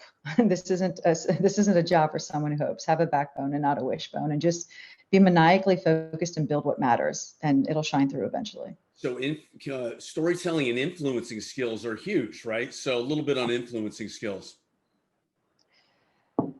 I mean, how do you pivot? How do you transform? How do you create change? How do you create more mavericks and change agents and less gatekeepers in an organization if you don't have the ability to tell a story and get people to believe? Whether it's through inspiration, whether it's through a value that they see in their business, the influencing capability is priceless. And sometimes you're successful and sometimes you're not. That's just part of the paradigm here. Great. Hey, Sol, great to have you on the program. Thanks so much for your support and engagement. Great job. Next up, we have Gary Sorrentino. Gary's the Global Deputy CIO of Zoom. Everyone's heard of Zoom, right? The future of work and redefining work. Gary, great to have you on the program. Hey, Hunter, how are you? Great to be here. Hey, give us an update from Zoomland. You guys have been insanely busy over the last 18 months, the last 9 months, off the charts, right? We've been insanely busy. I mean, the future of work, the world of work, the next new normal, whatever we're calling it, living at work, we've been really trying to keep up with the pace and trying to forecast what the new world is going to look like. And at Zoomtopia, we announced so many new features that are going to help people into that new hybrid world. So it's been exciting. Little context, Gary, on who you are, what you've done. You had some amazing career, 25 years plus, in different roles at JP Morgan Chase. Little context there. So 42 years in, sorry to say that, mostly with big banks. The last 25 were with big banks, and I did UBS, I did Credit Suisse, I did Citigroup, and my last 14 or 15 years before I retired was with JP Morgan. And I've been with Zoom 1 year yesterday. Congratulations. What a great timing. You know what? It's my first venture in being on the other side of the table. And to tell you the truth, I don't think I could have joined a better company. Glad to hear Eric and you guys have an amazing culture, right? It really puts the client and the employee first, right? Look, I met him and I said, I'm retired from JP Morgan. And he said, well, what does that mean? And the next thing I know, I'm a Zoomer or Zoomie, as it says, totally oblivious to me. But he is if you know him, and he is a force that once you meet him, you want to be near. Yeah, he's a dear friend. I love him. Yeah, tell him I said hello. Hey, we think of challenges and opportunities for the business during this time at work from home environment or work from anywhere. What have you learned from your clients? You guys are really the benchmark for us all. I think that most of our clients they're in that stage now where we're redefining work. And at the beginning, I think it was a little bit of a challenge. A lot of people went home with no equipment. The left side of the couch is my office. The right side of the couch is your office. There were security issues, both in personal cyber and on all the tools. And I think the whole industry has grown up a little bit, just like Zoom has. We've all grown up. And at this point now, I think the challenge right now is, can this exist in its current environment? The last mile is always the hardest, right? And hopefully with all the new news that's out, we're seeing daylight at the end of the tunnel. I think the challenge now is there is going to be daylight at the end of the tunnel. And how do these companies who have gotten very, very good at what I call goalposts? If everybody's at work, we kind of know what to do. That's the legacy. If everybody's home, we were forced to learn what to do, and we pivoted badly, good, depending on the company. When we get back into the hybrid world, and now we figure out about who works at work, who works at home, and then how do we handle that middle group who might go to a hub or go to the office 1 day a week or things like that. I think companies are scrambling a little bit now to say, how do we handle that group? Because now we can't just go, well, we were thrown into this. Now you had a lot of time to plan for that. And so I think they're all brainstorming about the right tools to use as we move into that. Gary, I picked up on just the main news line about a month ago, a guy you know pretty well, Jamie Dimon said, the difficulty I have now in this kind of hybrid work from anywhere place is doing whiteboard sessions and ideation sessions and innovation sessions. And you guys must really have figured this out, and how you coach your clients through a process of ideating and working from anywhere, working in this hybrid environment. It's a real challenge. It's a challenge, and it requires a way of thinking and a different way of working. And I think that's what the companies are starting to do. They're thinking different. Look, we don't want to go back to the past, right? We want to go back to better. Okay, that's what we have to plan on. And whether we're hybrid or all at work or all at home, we have to plan on going back to better, because that's the kind of people we should be. CIOs, CISOs of the world, it's always about getting better. And so we should plan to go back to better. So it's about changing. We're changing a little bit. One of our new tools that's coming out is, if me and you are home and there's 5 people at work, we probably would be the second-class citizen when it came to brainstorming, right? Because while they're talking in the room there, who's listening to us, 2 guys at home, right? But now we're going to take those 5 people and we're going to make them 5 separate boxes. And we're going to make it so that we're on equal footing for them. And we're going to make it so that the tools that they have, everybody uses the same. I don't have to go up to the whiteboard in the room. I do it from my iPhone. Almost to the point where it's transparent to whether I'm at work or whether I'm at home, and get people on even footing. Because you're right, we have to get back to, how do we build that trust? How do we build that brainstorming? You can't force innovation. Right. That's right. That's so true. When you think of your leadership style during this pandemic and work from anywhere environment, how has your leadership style evolved? I think it's changed. I think it's more about empathy. I think it's more about adapting. I think it's more about learning what asynchronous work means. Think about it. So I work for a West Coast company, but I'm an East Coast person, right? I know that my morning doesn't have to start at 6:30 anymore, like my banking days. My morning will start at 9. But I know that in the middle of my day, when I'm just getting ready to figure out what's lunchtime, the West Coast is waking up, right? So I have to be empathetic because now they're starting their day and I have to be around for that. And my day is going to go a little longer. So maybe 4 or 5 o'clock, I might take an hour off to figure out, a bite to eat, just walk away from the terminal, go for a walk around the block, something like that. And so I think our styles are changing. And I think we're adapting to the people who we work with and for and who work for us. And I think it's more about understanding, hey, look, parents are having a little bit of a tough time. They're going to come to work maybe an hour later than the rest because they got to get the kids onto online learning, right? And that's important, right? So adapting to that, I think that's how my style has changed. When you think of the future of technologies and innovation, any ideas come to mind? Wow, the sky's the limit. I think you asked me this question a long time ago, and I hope I answered it correctly. This is the best time to be in technology in my whole career. In 42 years, I don't think we've ever been in a position where people who are CIOs and CISOs, they can make a material difference into the way technology pivots going forward. And so ideas, yeah, are we going to have some sort of avatars going forward? Probably. Are we going to have some sort of, how do we show presence without actually physically being there? Probably. Are we going to have some sort of artificial intelligence that tells us, how do we create those serendipitous moments? I got the pleasure of meeting you, I think in Atlanta and Chicago and places like that. Our relationship might have been a little different if we never got the chance to shake hands. And so we have to figure out how to recreate serendipitous moments. I'm a brand new employee with Zoom. I'm only a year there. I did have the benefit of the first 3 months meeting people. I feel like I'm still trying to jump on the train a little bit. It's an unprecedented time, no doubt. But without Zoom, many of us wouldn't have stayed connected in our home lives, personal lives as easily as we do, and in the corporate arena as well. This whole idea, you bring in a pandemic and all of a sudden it is video first, Zoom first, right? Is an incredible opportunity to lead and think differently with your teams around the world, right? To lead and think differently, but to do the right thing. Zoom declared Thanksgiving an open day. Anybody who had a Zoom license to be through the 40 minutes in the garbage, right? I think that was bravo to them because families need to be connected. I think it's actually good that right now we're finding tools that we use in our normal day.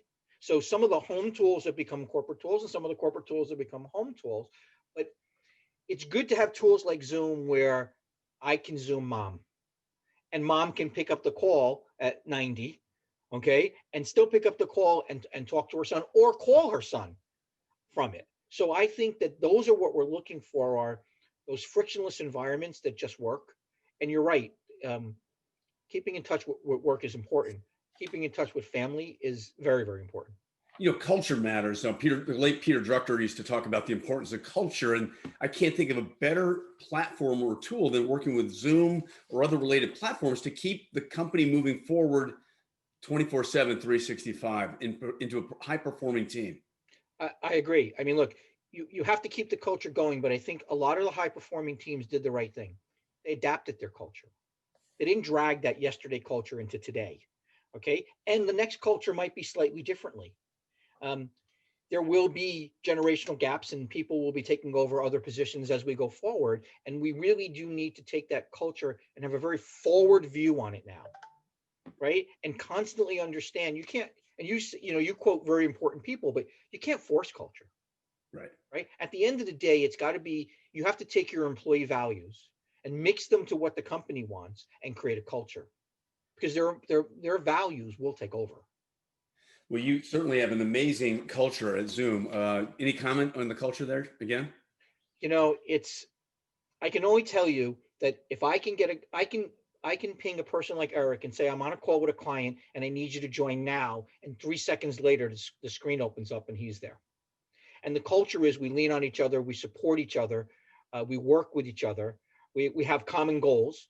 Our logo is all about love and happiness. And it really is about doing the right thing for the client. And I learned a lot because when I was on the other side, I had a different view of vendors. And now that I'm on this side, I have a different view of clients. Great. Good stuff, Gary. Great to have you here. I'm really excited and proud to have you guys as a A1 Tier 1 client. And I consider you guys great friends. Thanks for coming on the program. Always great to be here. Thank you so very much. Great to see you. Take care. Stay safe. Excellent. Hey, next up, we have Envisioning the Future Disruption and Designing Radical New Business Models. Our panel, if the panelists could turn the cameras on, that'd be great. First up, we have Ansgar Chorhummel, Senior Vice President, Head of Strategy at Siemens Advanta. Ansgar, hello, how are you? Good evening, good morning, everyone. Very good. Greetings from Germany. Germany, wow, this is a global event. I love it. That's exactly Yes. as advertised. Hey, when you think about key trends, key technology trends and new business models, what are you thinking has the best opportunity or the biggest boost in this pandemic? Well, one thing is that this pandemic really, we saw a downturn, but ultimately, it's a weird way to say this, but it's the best thing that could happen to digitalization, right? It is going to drive digitalization beyond what we've talked about in the enterprise and in the relationship area that we've just seen at Zoom, much further into all of the efficiencies in production, in industries. And so all these trends, all the things that people have dabbled in before, and where, maybe you've heard of this proof of concept hell in IoT, where people doing one proof of concept after the other, we're finally getting ready to implement this because the pandemic has shown that now digitalization is the way forward and enables new business models, enables efficiencies that need to be lifted, and it enables work models where even in production, in industries, you can do a lot of work remotely. And only by doing this, you're really ready for the workplace of the future. Hey, Ansgar, you have an amazing title, Senior Vice President, Head of Strategy, and it's a big company. A little context of Siemens Advanta. So Siemens Advanta is actually a little startup, to be honest. We're part of Siemens, yes. When we're the newest business unit, a tiny little group of 7,000 people within Siemens, and we're focused on digital transformation. We're helping basically people who are at the intersection between the CIO, the Chief Digital Officer, the Chief Technology Officer, to make sense of what is digital transformation for my organization. It's the enterprise world connecting IT to the OT world and creating solutions that are really a wrapper around both of this. Okay, love it. Stay with us. I'll circle back to you in just a minute. Hey, next up, we have Craig Mackereth. He's the Group Vice President, Global Senior Delivery Support at Rimini Street. Craig, great to see you again. Hey, Hunter. Thanks for having us. Awesome. Hey, when you think about what's uniquely different about your company, Rimini Street, and how you help companies succeed, what comes to mind? So we offer companies a choice. I hope most people in the audience know that you save a lot of money from the maintenance you're paying to Oracle or SAP if you come to Rimini Street. That's kind of the headline. But we really tend to focus on what we deliver, which is our clients get better support for a broad range of products, more versions than our competitors. They've got more control over their own business and how they drive that roadmap. And when you think about the services that we're providing now 24/7, we're providing support to many of the essential service providers that we all rely upon out there. So mass manufacturers, healthcare, government, telecommunications, energy providers, and even that fast food that helps keep us all sane. We're the engine behind the scenes, making sure that the support is there.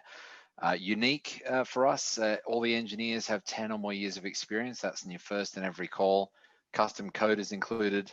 And you probably guessed by now we've got some pretty happy clients out there. So I'm dining in on 4.9 out of 5 client satisfaction. And I was listening into the panel earlier, people talking about remote work. So we're in 17 countries, but we work in a unified support team.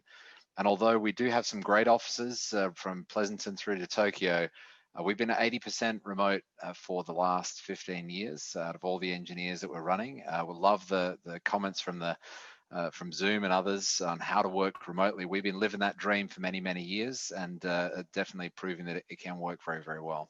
Hey, Craig, share your views on the whole relationship between IT leaders and their vendors. We found out in this pandemic, they're partners, true partners, and they're vendors. Yeah, look, it's an interesting topic, right? So I had an opportunity to participate in an article, The Lies That IT Leaders Tell Themselves. So go Google that if you're, it's an interesting read.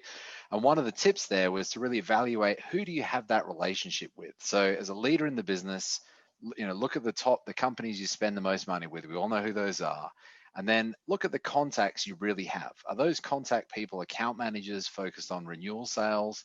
Are they account executives focused on new sales? Or do you really have a link to the people that deliver. And I challenge you to go and do that, because I think that if you look at those top providers, you might think you've got a relationship, but actually you've got a relationship with someone who wants to sell you something. I think most importantly of all, you've got to be connected to leaders at your partners responsible for the actual delivery of that service. And if they're giving you that access, if you can pick up the phone and directly connect to the person responsible for delivering what you are expecting to come from that company, then you've got a partnership. Otherwise, it might be time to second guess that relationship. Excellent. Good insights. Craig, stay with us. Next up, we have Bruce Bowden. Bruce is the CFO Interactions LLC. Bruce, welcome to the program. Thanks, Hunter. Good to see you. You know, when you think of the title of the session, Envisioning Future Disruption and Designing Radical New Business Models, it's kind of an edgy title, but how do you interpret it and what does it mean for you? Yeah, well, first of all, Interactions, most of you probably don't know who we are. We're a little company that does intelligent virtual assistants, which is basically speech-enabled customer care systems. And I think that we'd like to believe that we've been at the forefront of applying AI to disrupt the classic ways of delivering customer care in particular. One of the interesting themes that I've heard over the course of the day today is the increased importance of facilitating the relationship between people and technology, and especially as we all become more remote.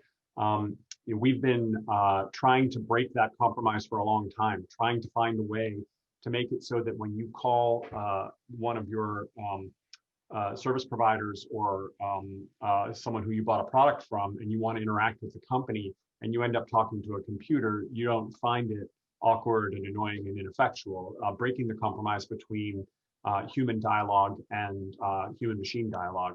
So we've been at that for quite a while. One of the interesting things, I was interested in Ansgar's comments earlier, one of the interesting things we've seen over this year is some acceleration in adoption of what we do. If you think about it, one of the richest possible environments for the spread of COVID is a customer care center, a call center. You've got a densely packed area with people coming from a lot of different background environments, talking a lot. And so when the virus hit globally, contact centers were really impacted. Some of them had high rates of absenteeism. Some of them just shut down entirely. And all of a sudden, our customers came to us and said, well, we know you're currently treating maybe 20 or 30% of our call traffic. Can we make that 40 or 50 or 60? And how can we do that? How can we apply AI to further relieve the burden on a now really, really overtaxed system? So I think when we think about radical new business models, we think about ways to break the compromise between AI and human intelligence. Fascinating stuff. How long have you been in business? How big are you? Clients? We've been in business for about 15 or 16 years, although really our current business model has ramped up over the last seven years or so. We have nearly 100 customers, more than 100 applications deployed, and north of $100 million of revenue. We're a relatively small company. I think Ansgar, you said you have a small organization of 7,000 people or something like that. We have 464 people, so it's a different scale. I thought that was interesting too, as well. I agree with that comment there. Bruce, stay with us. We'll circle back to you in just a minute. Next up, we have Jonathan Rendy. Jonathan is the Senior Vice President at PagerDuty. Hey, Jonathan, great to see you. Welcome to the program. Good to see you again, Hunter. Thanks for having me. You know, given the past few quarters, there's been a dramatic shift regarding critical resilience on digital services, right? How has this changed the way CTOs and CIOs across your customer base are rethinking where and what they need to invest in and what their teams need to do to work effectively? Yeah, this has been an amazing 8 months where PagerDuty as a company has about 13,000 customers across the world in every industry. But what's common in all of them over the past 8 to 10 months is, everybody's race towards having their business be digital in nature. And that creates a huge, huge impact on the organization. And so, we try to focus on making real-time work, real-time operations much easier, less interruptions, helping people fix and resolve things quickly. And just in the past month, we've done a survey, over 1,000 different IT leaders, development leaders across many different industries. And it was amazing what came back. All these organizations that have to build, deliver, and support all of these digital services, they're seeing dramatic shifts. Most of them are seeing, like 80% of the time, they're seeing that they're working over 10 hours more per week. 40% of these organizations feel like burnout's going to be an issue for these folks in these organizations. 80% feel that they're seeing levels of usage of the services they're delivering reach levels they've never seen before. I mean, these are amazing trends for every business, every organization, every IT and development team. And so the question becomes, how can you make that livable? We're all working from home. We're not able to collaborate like we were before.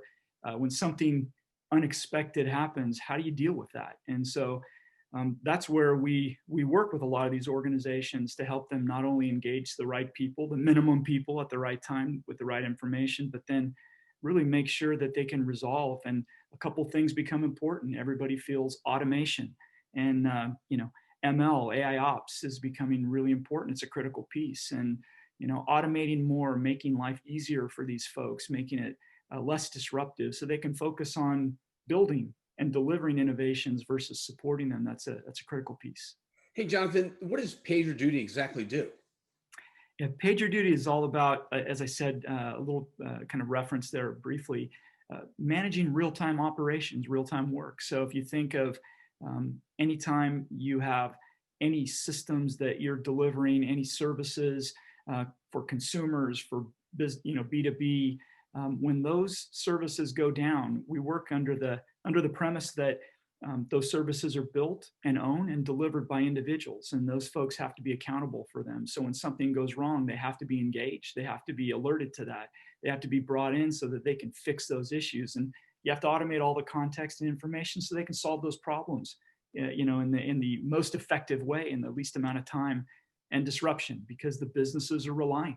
This is what's driving these businesses. So PagerDuty helps in that whole incident response and resolution process, making it easy and hopefully less disruptive for any organization. Excellent. Hey, thanks for coming on the program. We'll circle back here in just a minute. Back to you, Ansgar. When you think about designing new business models for digital transformation in the industrial sector, what are the drivers and what's the roadmap look like? Yeah, for us, we realized actually that we have to bring technology together with people. So the engagement teams that we have when we build new business models for our clients, we actually have everything from a business consultant, the likes of McKinsey, together with a system architect, together with a group of people who are specialized in change management. And so with them, we're actually then looking at the client pain points, and we're developing completely new ideas where we're connecting enterprise IT to new solutions. So for example, we talked a lot about data in a previous panel. We actually worked with a company that said we want to do something with data, but we don't have enough data of our industrial environment. So we had to work with them first to sensorize all of their assets and then connect all of these assets back to a data lake, and then make sense of this data lake. And ultimately, they did a complete new risk calculation, and they changed the way they're completely financing their assets because of this. So their business model was changing the financing of the assets, something they had never even thought about. And the only reason why we could find this out, because we had people and change management people, we had finance people, system architects, and technologists, developers in one room really working on this together to go beyond just looking at what can technology do for you, what can a specific app do for you. So really looking at it holistically. You must be pretty busy. We are, yes. It's a great place to be at the moment. We're focused solely on the US and Europe, with a little bit of dabbling in China. So we really picked the markets that are the fastest growing for this at the moment. And it's a fascinating dynamic because very few people look at it holistically, like end to end, as we do this. That's why we call it digital transformation and not just IoT or business consulting or operations consulting. We bring all of this together under a digital transformation umbrella. Love it. Great stuff. I'll circle back to you in just a minute, Ansgar. Thanks so much. Hey, Craig, back to you. When I think of enterprise, ERP, traditional ERP, order to cash, we think of two companies, SAP and Oracle. And when you think of SAP and Oracle, in general, you think of like segments 10, 20 years, pain, true ups, right? Other kinds of interesting negotiations and such. And then we think about Rimini Street, you guys it's a whole different game, a whole different idea. Your customer sat scores really are 4.9 out of 5. Can you kind of like talk to us about what's different about you all in the process of the client engagement? You know, when I think about those ERP tools, I think there's some great software, there's great databases, there's great software, great tools out there. But we're very much aware that some of those providers have established an extremely low bar when it comes to client satisfaction. So 15 years ago, we set out to redefine what enterprise support should look like. And when people first learn about us, we'll always be compared to SAP or Oracle, and we compare very favorably. When I look at the actual feedback we get from our clients, there's a lot of love out there. Example, I've seen sometimes clients give the perfect score to an engineer because it's their birthday. I mean, that's the sort of love that, you know, that they're getting back from clients. But of course, where the rubber meets the road, every single time that we're doing tickets, we get that feedback. And so on a scale of 1 through 5, as you mentioned, across communication, professionalism, effectiveness, and timeliness, we're at 4.9. With 30% response rate across 25 product lines. So I'm very, very confident that that's a highly accurate number. Interestingly, the next frontier for us has been to evaluate things that are still in flight. So we can wait for the conclusion of a ticket, and obviously we get that feedback, and if something's gone wrong, we can act, and it's part of our continuous improvement. But now we're using the power of AI and machine learning to evaluate the sentiment of in-flight cases. So we can push that information back to our managers in real time, and they can see immediately in any one of 17 different countries where something might be going astray based on the sort of language that's being used in the ticket, and we can evaluate that in real time. So that's been a real step forward for us, and we're very excited to kind of, you know, get into that new frontier. So you've been managing a global workforce for quite some time. Yeah, so we've got teams all around the world, and all obviously working in a follow the sun model. You know, there's never any sleep. You know, we're constantly working. We've always got teams that are there reacting, lightning fast reaction times, and it's very important because again, business doesn't stop. You know, I was listening to the comments from Ansgar before. We've got lots and lots of clients in the manufacturing business where, you know, time really is money, and you need to get that sensor data back, as he was describing, extremely important. If things break in that process, then you can't be waiting around for, you know, a day or something for someone to react. It's ridiculous. You've got to have, you know, engineers there very, very, you know, rapidly within minutes to start working and addressing those issues. Hey, Craig, time is money, and talk to us a little bit about your first line of support, senior engineers that really contextually know your environment and can really act straight away, right? Yeah, so, you know, in one of your other panels, Sol made some comments about the importance of people in the mix, and I love that analogy with the kind of the GE kind of pullback, and it's the human element. It's all about human. It's all about, you know, putting experienced engineers who care about their clients right there in the front line, face to face. I'm kind of at a different angle from Bruce, sorry to say. I do really think that human connection really makes all the difference, and it's about, you know, connecting more rapidly engineers with those clients, having that human to human connection using this technology makes all the difference, and really that's what gets people coming back again and again. It's that human relationship. It's not long before they'll say, hey, I want to talk to that person, I want to connect with that individual. They build that level of trust. Super important. And what does winning look like for you and your clients? You know, it's about using, you talked about the ERP tools that people have, and certainly there's some history there. It's about using what people have now to get a return on investment that they can use immediately. I love to hear these stories where people are investing in IoT, 5G, cloud, all these other things. Well, how are you doing that? You need to focus on what really makes sense. Where's the return on investment that you can get immediately? If you can take those savings, and obviously we bring savings, you can take those savings, you can deploy them into something that returns that year, you are absolutely at the cutting edge. It's what you need to be able to do. And the tech kind of cusp that we're on right now with some of these new technologies coming out, 5G gets a lot of talk. You know, they really can make a huge difference, a turning point in the actual bottom line of your business. So be able to invest in that, have that flexibility and that freedom. Don't sweat the enterprise. We've got you taken care of. Go forth and you know, brave those new frontiers. Be out there, embrace these new digital things, and we'll be there to make sure that your enterprise keeps ticking just fine.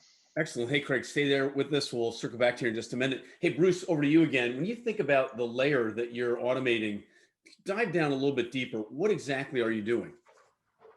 Well, if you call, who shall I use as the example? If you call Progressive and you talk to a machine, the first thing that will happen is the phone will pick up and they'll say, "Hi, I'm a virtual assistant. You can talk to me about like a human. How can I help?"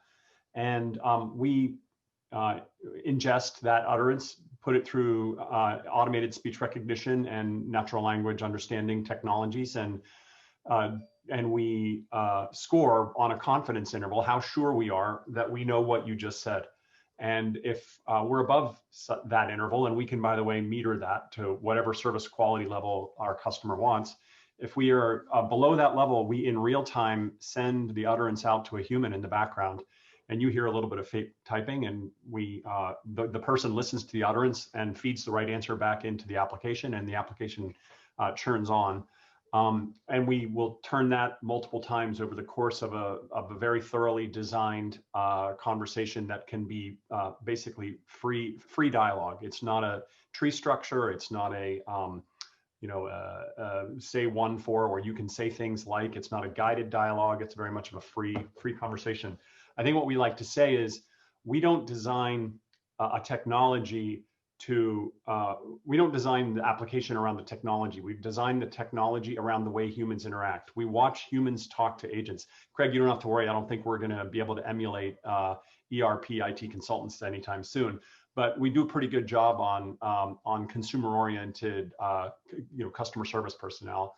And we listen to what they say, and we try to make the artificial intelligence emulate real human dialogue. And that's the kind of secret sauce in the way we do it. That's a little bit different than if you went to some of our competitors who don't have humans in the loop, or frankly, if you go to some of our customers or near customers who try to do it themselves by using some kind of off-the-rack speech technology and writing the application themselves. It's hard. We've been at it for a long time. And if you want to break this compromise between quality and cost, it helps to have a lot of experience. What does a successful engagement look like? And ideally, what kind of company and enterprise are you looking for to help out? Yeah, I mean, we tend to focus on pretty large enterprises. The way to think about it is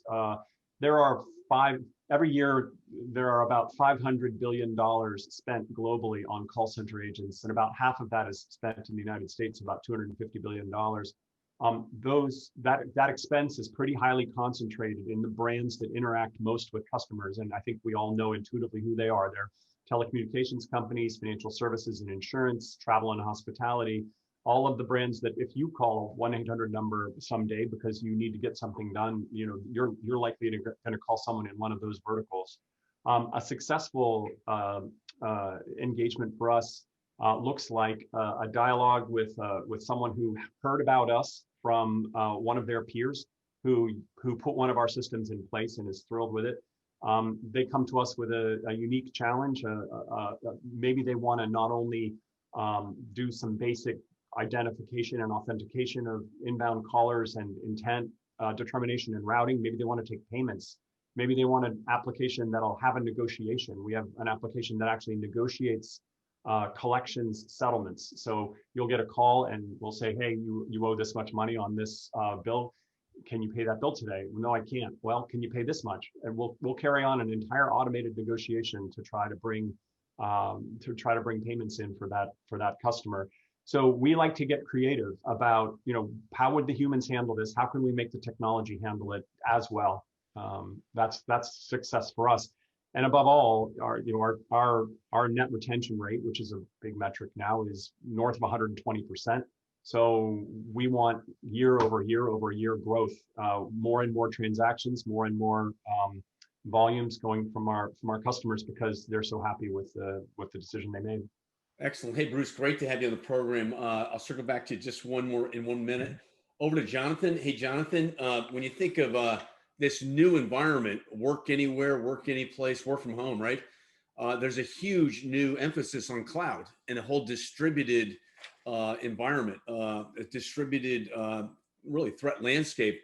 How are you helping your clients manage priorities during this trend? Well, with that kind of mad rush, land rush to, how do you support more digital services, innovate and create more?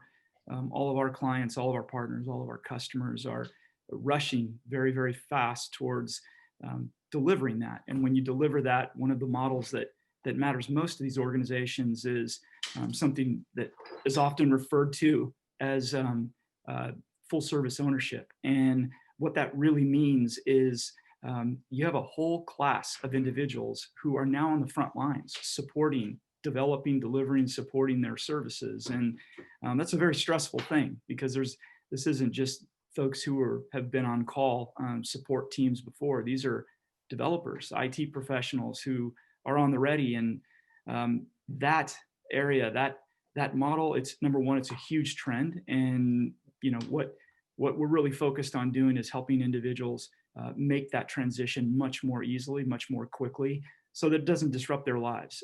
Behind all that complexity and dependencies are individuals who have to support those services, and they need to have continuity to their daily work.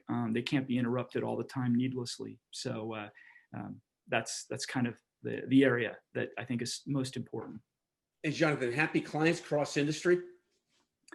Very much so, very much so. I think one of the interesting things is when the pandemic started, we saw a rise of upwards of 30% more incidents, more issues popping up with our clients. What's interesting is we saw the time that it took those organizations to address those drop by 2/3. So people are actually more interruptions, but they're getting more effective at it. You had Zoom on earlier. We're a customer of Zoom. Zoom's a customer of us. I can't think of a better example of an organization that's been under a tremendous amount of stress as their services have been used more, and they need to manage and help the individuals behind the scenes at Zoom make sure that those are always up and available. How can people get in touch with you or the folks at Zoom? I mean, the folks at PagerDuty? Well, we have a booth here, a virtual booth that people are welcome to click into and hopefully get some more information. But we have everything on our website at pagerduty.com, and be happy to answer any questions that folks have. Excellent. And you're part of the HMG Marketplace. They can go to the HMG homepage, click on Marketplace, and dive in there. Absolutely. Absolutely. Excellent. Great stuff. Kind of final comments, Ansgar. I mean, any final words in terms of trends that you're following right now and looking at? Yeah, I wanted to refer back to what Jim Swanson said earlier. From a technology perspective, everything is solved that we currently are imagining that we could build. So really, it's about the people to implement something. If we're building and implementing predictive maintenance somewhere, and the people then figure out a way to disable it because they're afraid that it takes their job away, because they can't drive out to the installation anymore and then fix it, then all of our digital business models are basically not working. So really working with the people, taking the people along, that's what Saul said as well. I think that is the major trend, that's the next frontier that we have to solve to really bring the organizations along. Otherwise, digital is only a means to an end. Exciting times, right? Best time ever to be in our profession? Absolutely. Loving it, right? Great. Thanks, Ansgar. It's late at night. Appreciate your dialing in from, zooming in from Germany. Thanks. Very welcome. It was a pleasure. Yeah. Hey, Craig, kind of final comments, Craig? Yeah, look, I think it's been some great panelist discussion today. I think let's think about how you're delivering support to your end clients today. If you're receiving support, do you have that real connection with your support team, and can you call them directly? And then finally on projects, so many great ideas about projects. You've heard people doing things, implementing things. Focus on those with a short-term return on investment. There's been some great examples today where you can get return immediately this year. That's where you need to invest those funds. There's plenty of good examples out there, the cloud AI, security 5G, so many things to do. Great time to be in this business, and look forward to seeing what we can accomplish together. Hey, gentlemen, thanks so much for coming on the summit, the program. Great job. Really appreciate it. We'll be in touch. Next up, we have Pat Calhoun. Pat's the CEO of Espressive, and Kumud, Kalia, the CIO of Guardant Health. Hey, Pat, great to see you. Yeah, thanks for having us, Hunter. And take it away, your interview. All hi, Hunter. right, thanks. Good to see you, Pat. Hey, Kumud. Thanks for joining us. So let me introduce myself real quickly, and then I'll let you do that as well, Kumud. So I'm Pat Calhoun. I'm the CEO and founder of Espressive. We're a pioneer in AI for enterprise service management. My background is, prior to this, I was SVP of product at ServiceNow, and I was responsible for their service management applications. And really the reason why I started Espressive is because I had a lot of CIO conversations, and the story that I heard was very similar. What I was hearing was that organizations were really leveraging service management tools to help digitize the back office processes. But when it came to the employee experience, it was like 1995. People are still calling and emailing for help. There's very little automation that happens. And as a result, MTTR times are actually very long, SLAs are being breached, and the cost of managing a help desk is really high. So that's sort of the foundation of what built, or why we created Espressive. Kumud, why don't you go ahead and introduce yourself as well as Guardant? Yeah, thank you. So I'm Kumud Kalia. I'm the CIO here at Guardant Health. I'm actually a 6-time CIO, which is another way of saying if I keep on trying it, I'll eventually get it right. I've been fortunate in my career to have been with, worked across multiple sectors, and most recently now in healthcare. We spoke earlier, I was listening to some of the other sessions, and there was a lot of conversations around data and analytics. And people may not know this about Guardant Health, but our tagline is conquer cancer with data. And so clearly we think about that all the time. So this is a very mission-oriented company. Our mission is to make cancer a disease you live with, not die of. And so, I think that's a very noble mission to be engaged in. I haven't been here very long, joined in January. And I think like when Jim was talking about his experience at re-entry at Johnson, the pandemic hit just a few months in. And so that changed a lot of things. And for Guardant, it changed us in more ways than one. And then we actually launched a COVID-19 testing business. And so we've got all sorts of different protocols here in the office. We have staff in the office. I'm here in the office right now. And so, yeah, lots of unpredictability this year, which we've all experienced, not just from the pandemic forcing us to work remotely, but also in terms of business models and what we do, how we're trying to help and contribute to society. Awesome. Well, I've known Kumud for quite a few years now, and Kumud, you're a true visionary. So I'm really honored to actually have you join me. I had a couple questions I wanted to run by you. You've been quoted as saying that the pandemic has transformed the employee experience into a digital experience. Could you explain what that means? Yeah, absolutely. I think most of us think about remote work as work people used to do in the office, but they now do remotely from their homes or wherever it is they're coming in from. And actually, I think there's a distinction to be made there, which is the things you could do in the office, you can't always do at home. So many of those things you can, but a lot of them you can't. You can't tap colleagues on the shoulder and ask them for some help. And so you've got to find other ways to do that. And that also extends outside of work to social experiences, right? So you also socialize with your colleagues at work. That's a big part of the work experience. In fact, later this afternoon, I'm going to be hosting a virtual holiday party for our employees and their families, which is not something I thought I'd be doing earlier this year. But if we take it back to work, I think the cognitive load has gone up on employees. They're using a lot of these tools, whether it's Zoom like this, they're probably slacking at the same time while they're in the Zoom meeting. And they're context switching frequently, not just in work sessions, but also they may be helping out a child with homework, in between or even during some of the work activities they're engaged in. And so I think, they have sort of scarce time to find out how to do things. And that's, I guess how come we're having this conversation is we've been able to leverage your technology to help with that transformation. Yeah, that's awesome. You talked about the fact that it's no longer possible to tap your neighbor to ask questions, and that certainly has created a lot of challenges for a lot of organizations. Most of our customers and prospects that we talk to have actually seen post-pandemic an overall increase in 35% in help desk tickets, actually not just in IT, but also in HR and even in finance in some cases. And what I believe is that it's definitely a function of the shoulder tapping, but it's also the fact that a lot of us are now forced to use technologies much deeper than we used to. And so understanding them, how to use them, et cetera, a lot of folks had never actually really worked from home. So I'm kind of curious, do you agree with that? And how are you solving for that at Guardant? Yeah, I think that's a great point because, it was only probably in the first couple of weeks of our remote working that we had some training sessions for people on how to use the tools. And so, that was done mostly in person. And then after that, we sort of automated it. And so a lot of that stuff we did actually push into barista queues to take care of and saw some great results there.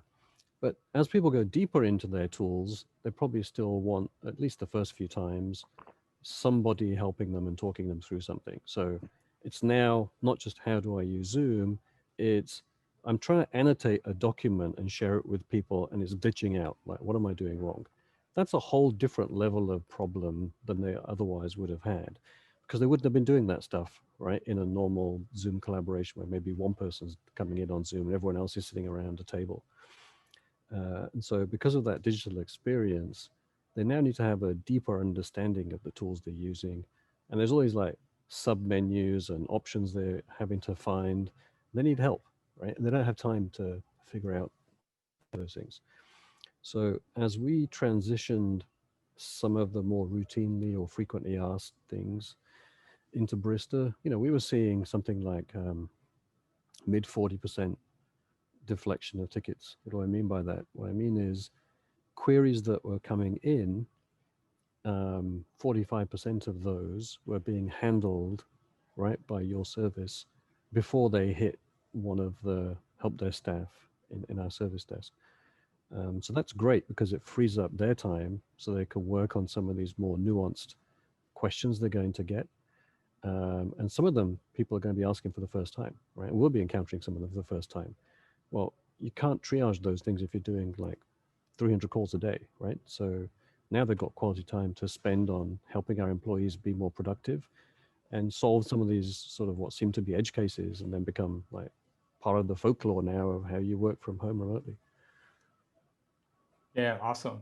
And we're going to get you into the 50s and the 60s for sure. So I'm looking forward to that. Give us looking forward to that. Yeah, absolutely. So just one last question, and I know that we're down to minutes here, but the CIO's role has definitely changed through the pandemic. What we're talking about here is IT, but this is so much more than IT. So maybe you could share a little bit about your thinking there. Yeah, I think many of us CIOs like to think that we're the hero that comes in to save the day. And I think that is a bit of a false narrative. I think that's doing a disservice to a lot of my C-suite colleagues. We're running a business here for the benefit of our patients, and it takes many people to make that happen. In fact, what I'm going to do is I'm going to drop this nice background that Hunter sent me and see if I can show you. That's the real office behind me, right? So there are people here working in our lab, right? There are operations people, there are HR leaders helping to make this happen. Our facilities people are keeping this place safe and clean. There are cleaning crews, there are catering people here, making sure we're all well fed while we're here in the office. And so I think what's happened is the CIOs have enabled a lot of that to happen. So we're a part of the strategies that we're using to open this, to have this hybrid working relationship with our employees. But we're certainly not front and center, right? So our HR team are the ones communicating with our employees. Our facilities team are keeping the place safe. Our operations team are running the lab and making sure that we're still serving our patients.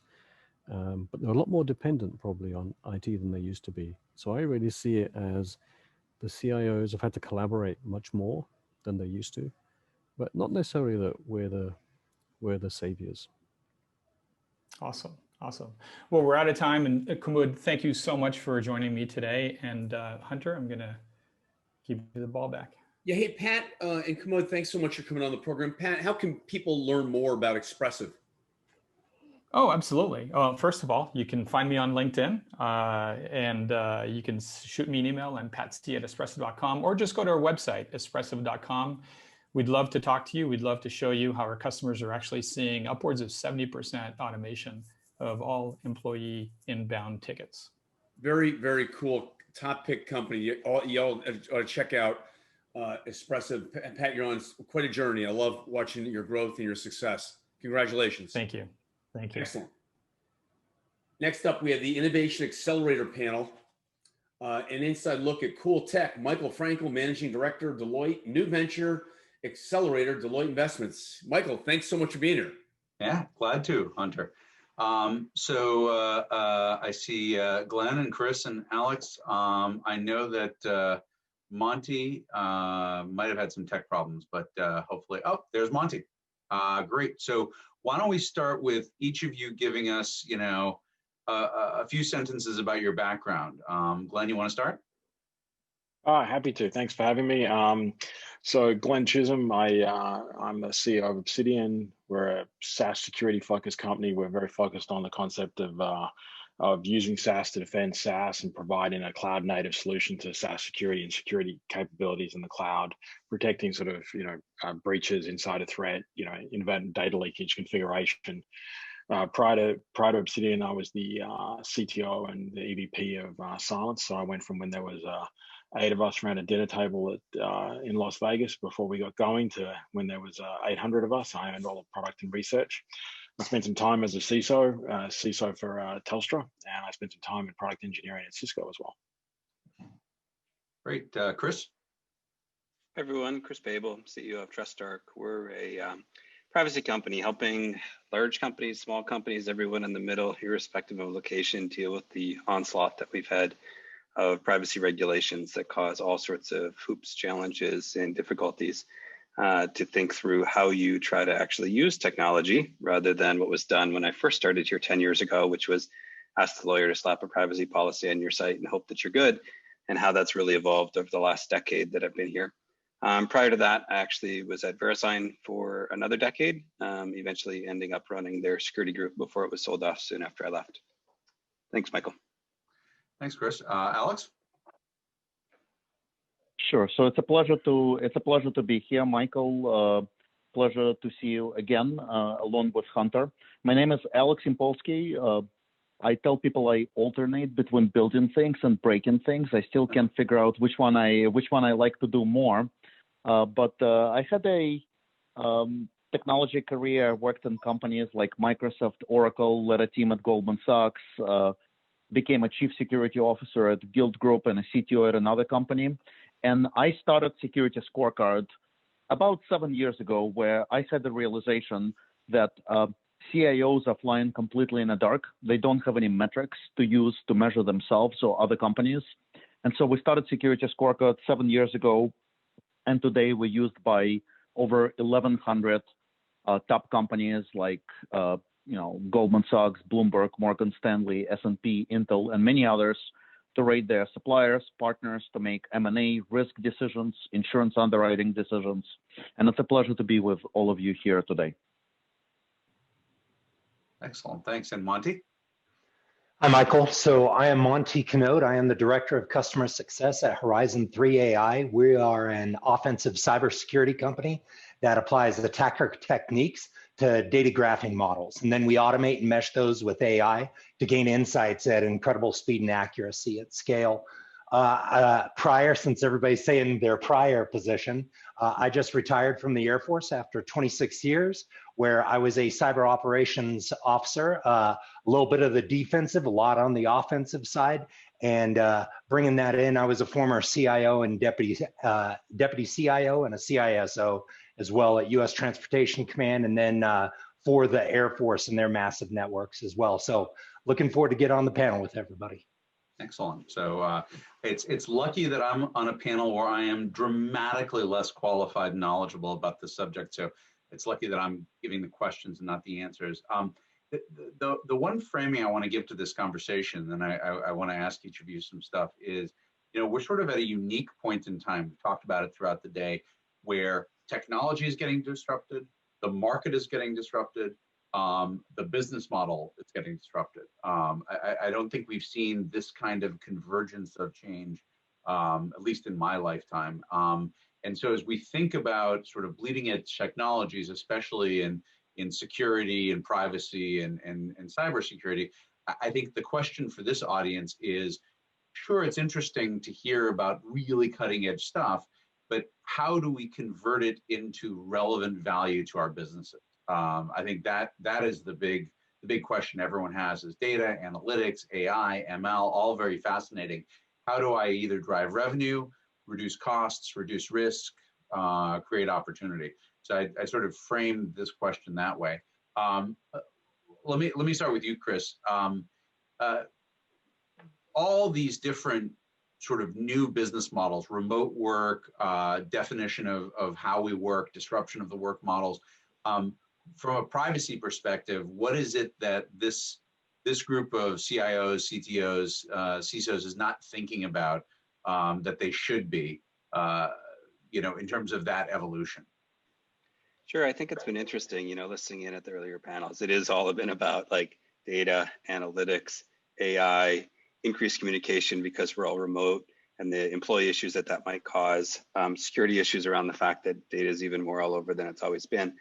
What's been interesting about the evolution of the privacy side of this is whether it was, the first big law in GDPR 3 years ago that put a 4% revenue fine on potential screw ups, or the California law or its updates. What we've seen in privacy is what we saw in security 20 years ago, which is the effort to play what I call whack-a-mole. New vulnerability comes, figure out a way to solve it. I'm good. Oh, next one, next one, next one. And they just increase exponentially, and they increase at an increasing rate.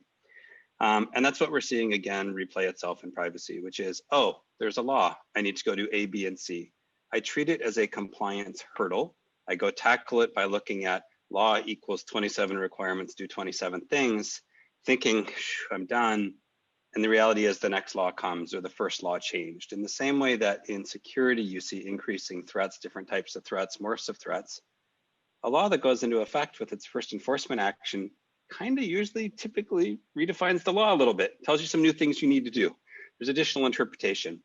So really what we're seeing in the first kind of wave of growth in the privacy space the last few years and helping companies deal with it is a huge differentiation between people who treat it tactically and then have to retreat it and retreat it and retreat it, to someone that from day one can think about things more strategically and how to truly operationalize a program around privacy in the way that you would have a program around security, or a program around how to get increasing value out of your analytics efforts, and think about it systematically in a way that both helps you today solve the first problem, but in the future through many problems that will be coming.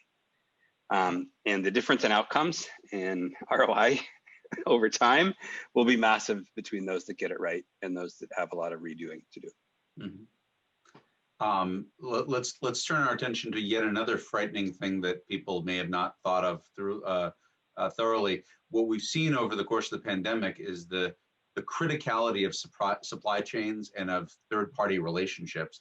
Alex, can you talk a little bit about what CIOs are, in your experience, not thinking about in terms of third-party risk, as opposed to sort of core cyber defense of their own business? Yeah, so I think the pandemic only accelerated the third-party risk.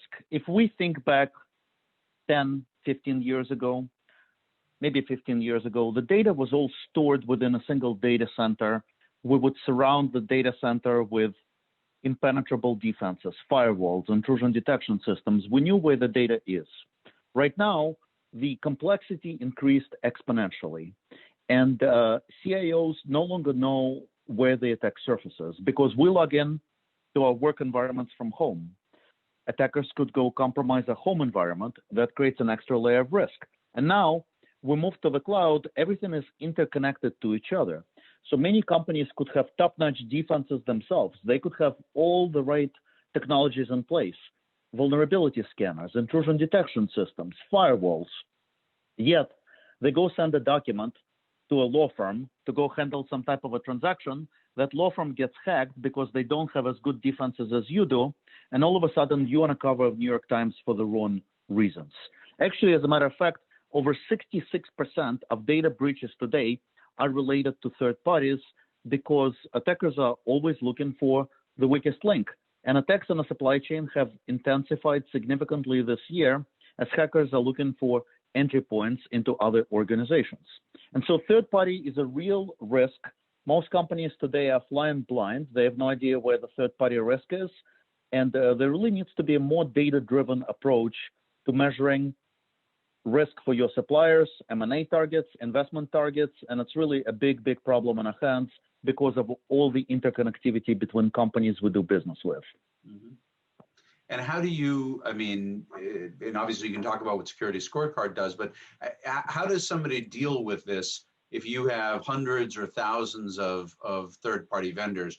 You know, you can assess the vendors, you can try to limit what you give them. What's a CIO to do?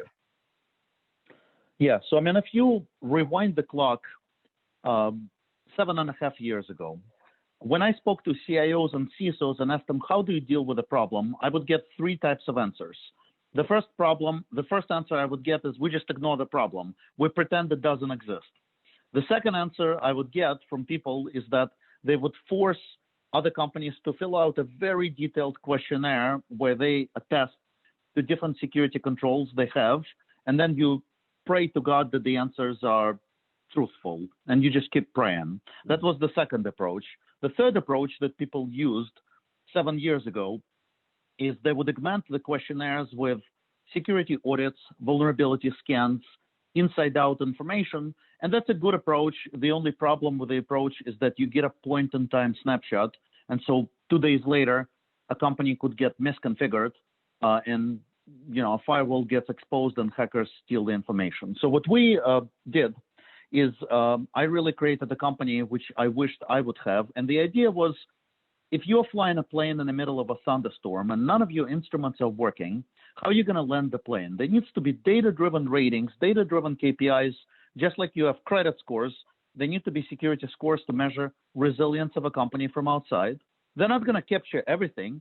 No outside score is ever going to tell you the full picture, but you need at least some type of data-driven KPIs so that you can prioritize your risk and know that maybe for those suppliers, you fast track the process because the cyber hygiene looks good from outside, but for somebody else, maybe you ask deeper, more rigorous questions and really have a more informed conversation. And so what we introduced is we introduced a concept of scores. We've demonstrated companies with a bad score are 5.5 times more likely to be breached, and those scores are plugged into different technologies like ServiceNow, Splunk, Archer, IBM Curator, and then they allow people to have more informed, more intelligent conversations and make business risk decisions. So, Glenn, let me turn to you. You know, SaaS is not a new technology, but what are you seeing as the biggest vulnerabilities or risks that companies need to think about their SaaS environments, especially over the last 12 months? I mean, I think, it's a combination of the answers you've heard previously. So, Chris is talking about having a programmatic approach to thinking about privacy and the privacy context. And, Alex is talking about having a good understanding of third-party risk and the concepts associated with that. When you start talking about SaaS, you have a combination of all these things. You have privacy, you have privacy implications, you have program implications, you have third-party risk implications, and you have a shared responsibility model. And so you've moved into an entirely new paradigm. You've changed the way that you perform and provide services to an organization. You've changed the way you provide capability to an organization. And in doing so, you actually then have to start to think about how you provide security along with that capability. And the interesting bit is the interplay of the shared responsibility model, which is what have I outsourced to the provider? I've outsourced an application. What have I outsourced to the provider with respect to capabilities and the capabilities that I need to be able to manage my risk for the business? And there's privacy risk in this, there's security risk in this. Obviously both of these encompass reputational risk. And so as you think about that, you have to understand first, what are your priorities as you move to something like SaaS, and how do you think about the change in security model that comes from that problem set? Because obviously I've moved from one where I have total ownership to one where I've incurred cost to outsource partial ownership, but it's not total ownership of security, it's partial. Do you understand what that is? I think we can probably agree that, you know, the primary SaaS providers do an absolutely outstanding job of maintaining their own security, but they delineate a line. So having a good understanding what that line is, and then not assuming that you have no risk associated anymore, that now you've handed that service over, understanding the nature of the risk around people, process, data, functionality, capability, and then it becomes even more interesting, again, going back to some of Alex's comments, where you start to have the concept of third-party applications plugged into third-party applications, which is, you know, SaaS applications talking to SaaS applications on a direct API to API connection. And so how do you start to manage the risk associated with that? How do you start to manage the security lifecycle you have to have, which is protection, detection, and response as a mature organization? So first you get visibility, then you think about your protective controls, then you think about your detective controls, and then you think about your response controls.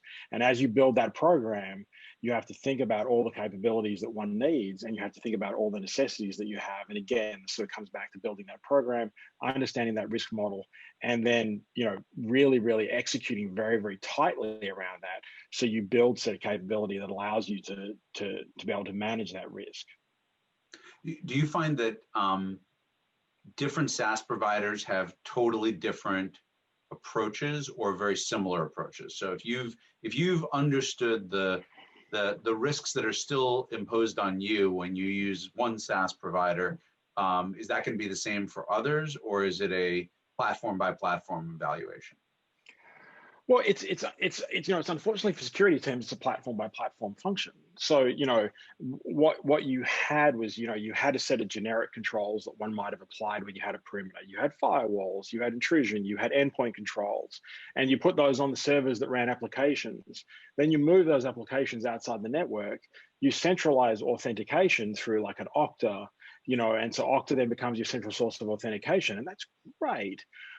But these platforms can themselves be platforms for development. And so if I'm building an application on a platform outside my environment, you know, Salesforce is going to provide me outstanding security controls and security of my environment that they are hosting for me. They're going to provide a fantastic level of service. Microsoft, Google, these are all great companies with great teams. You know, I can keep iterating through names, talking about how good they are, but each of them have capability you can build on top. And so as you build capability on top, there's eccentricities and there's issues that become both platform specific. So, you know, can you afford to have security to be platform by platform experts? And then there's the eccentricities that come from your own implementations and how you've then built on that. So, you know, this is where you have to have that ability to have tooling in place and have a native SaaS set of tooling that allows you to protect these environments in a very, very well managed way. Monty, I'm gonna throw a question at you that may hopefully not demonstrate my ignorance, but given your military service, for which we are grateful, you know, the military has highly dispersed, you know, multi-location, on the move kind of infrastructure. And I wonder if there are analogies to sort of the work from home COVID-19 environment, where suddenly we have way more locations, you know, orders of magnitude more locations from which we're operating. And are there any analogies you can bring from, you know, a military experience around cyber defense to what these companies are trying to deal with on the commercial side? You bet. And I'm going to say, what a great panel. I got to tell you what Alexander was just talking about a little bit ago. While I was at U.S. Transportation Command, you're talking about global logistics. So some of the things, Michael, you're asking about where we have to be able to get fuel into Belgium or move troops into Hawaii or what, you know, beans, bullets, and beds into anywhere where we're going. It's those kind of things and understanding the third-party risks, because the military cannot do everything. They actually, when it comes to shipping, we contract out 80% of it, and you're talking about Merck and so many others who are doing that global shipping. And so now those manifests and all that data that we entrust with them is very important. What COVID has done now in expanding, and is as we've seen this world of IoT expand, I mean, the one of the new airplanes that we've got, a new refueling airplane that's going to be flying over, there are 867 distinct IP addresses on the engine alone. So when you start talking about IoT globally as a military, that data isn't just for a Boeing or a Northrop Grumman. That is something that we and our maintainers and our pilots and everything also need to be better at understanding, better at ingesting. So where guys like Michael Frankel or Glenn Chisholm, who are airmen or soldiers or Marines who might be anywhere in the world, they have their own set of security threats. And especially when it comes to the Navy, that you're talking about guys who are off grid in the middle of an ocean somewhere and might come into port. That's one of the things they had to really do was reanalyze when they jack into different services, because as soon as a Navy ship's getting within 20 miles of port, everybody's pulling out their cell phones so they can start dialing up and connecting up with the local cell phone service. And that ends up creating risks on that Navy ship. So yeah, we got a lot of similarities across commercial sector and military sector. So one of the things that I think was really good that somebody else brought up was, and I think it was Chris who talked about, now we get into this new regulatory and everybody acts like, okay, I got to do that. The regulation says this, so now I got to do these things. Believe me, in the military, we understood regulation, and that over-regulation, and everybody knows, it just slows you down. And so you've really got a risk decision now on that security risk versus being able to be combat effective no matter where you are. And so a lot of lessons learned from the military, a lot of allegory that I think is very applicable, and something that I'm definitely trying to bring into the company I'm here with and work with other CISOs across the board. Excellent. Chris, I want to circle back on you. Privacy regs, and I think all of us are at different levels of understanding about privacy, but is there a, not to put too snarky a tone to it, but is there an end to this? Is there going to be a point where there's stasis in privacy regulations? And if we do all the things that you just described, and we're proactive about our thinking, and we proactively design our systems to reflect the current privacy regulations, we'll be able to declare victory and move on? Bad news. Yeah, no, I hate to say it, but no. And Monty, I do look at these regs when they come and think about like your statement of over regulation. I think the way to think about this is, while it's never going to operate at the velocity of security with new threats, new vulnerabilities, and the action plans that you need, I mean, we already have tracked and dissected, and I've kind of, in the way that a bunch of the security companies have a security team that analyzes a vulnerability and tries to figure out how to see it through their technology, we've analyzed and documented with a team of lawyers that are yet technologists over 1,000 laws globally. And that has only gotten to the state level equivalent in the US and Canada and nowhere else in the world. Everything else is federal. There's 100 countries that have rules around moving data across borders. There's these 1,000 laws plus globally that we have mapped that our system can ingest, look at your data streams, and tell you what to do to be compliant at a controls level, not at an individual requirement level. Just this year alone, there were 72 new laws. There were 10 completely new comprehensive laws. There were something like 250 enforcement actions, which isn't that much unless you think about it's a COVID year and that's one per business day, where somebody got fined somewhere in the world. And that's about up double in terms of number from last year. So I unfortunately think that like it's here to stay, it's here and growing. I think my prediction for this year, pre-COVID, would have been that we had 5 state laws dealing with privacy. California was the first from a couple years ago. It actually, if you followed it, got passed and upgraded and tightened by voters in this last election. I was predicting 5 more state laws, which obviously COVID decimated states focusing on anything other than COVID. But I think next year, certainly 2022, I'm back to predicting 5. In the US, it's going the way of breach notification. Everyone's got their own flavor.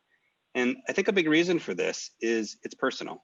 If you ask someone like a consumer in China, what do you think about privacy?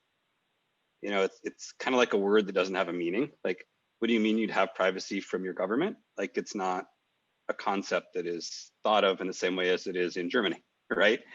And so because that's so unique and individualized in so many different locations, yeah, it's here to stay. You're going to see it increasing, and it's really time to think about how to deal with it at scale. Well, that's sobering.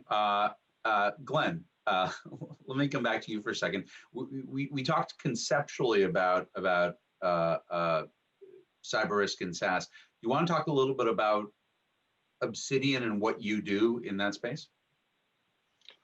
Yeah, I mean, Obsidian is focused on, sort of building that protective and detective response capability. So connecting to your environments, allowing you to understand, who are the users in every platform, what are their privileges, what are the configurations of the platform, how can we help you with getting platforms to best practice status, help you, understand those users and their accounts and, reduce privilege. And then on top of that, monitor all the activity in the platform, whether it be end user to platform activity, API to API activity, to understand whether or not there's breaches, insiders, threat identification, and so it's a combination of being able to take advantage of the creation of APIs, the fact these APIs exist, these things are platforms, reach into them, use their platform capabilities in a very fundamental way to be able to enhance the security by using the network effects of multiple SaaS platforms at once,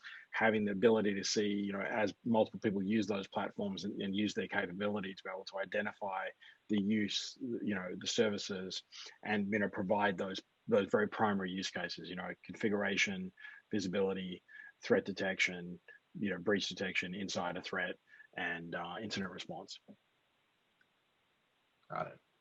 Let me ask a question to everybody, and people can raise their hands, but especially in this environment, I assume you'll agree that your clients, all of your clients, the CISOs, the CIOs, need to be more agile in response, right? Because not only are the threats changing, but their operating environments are changing.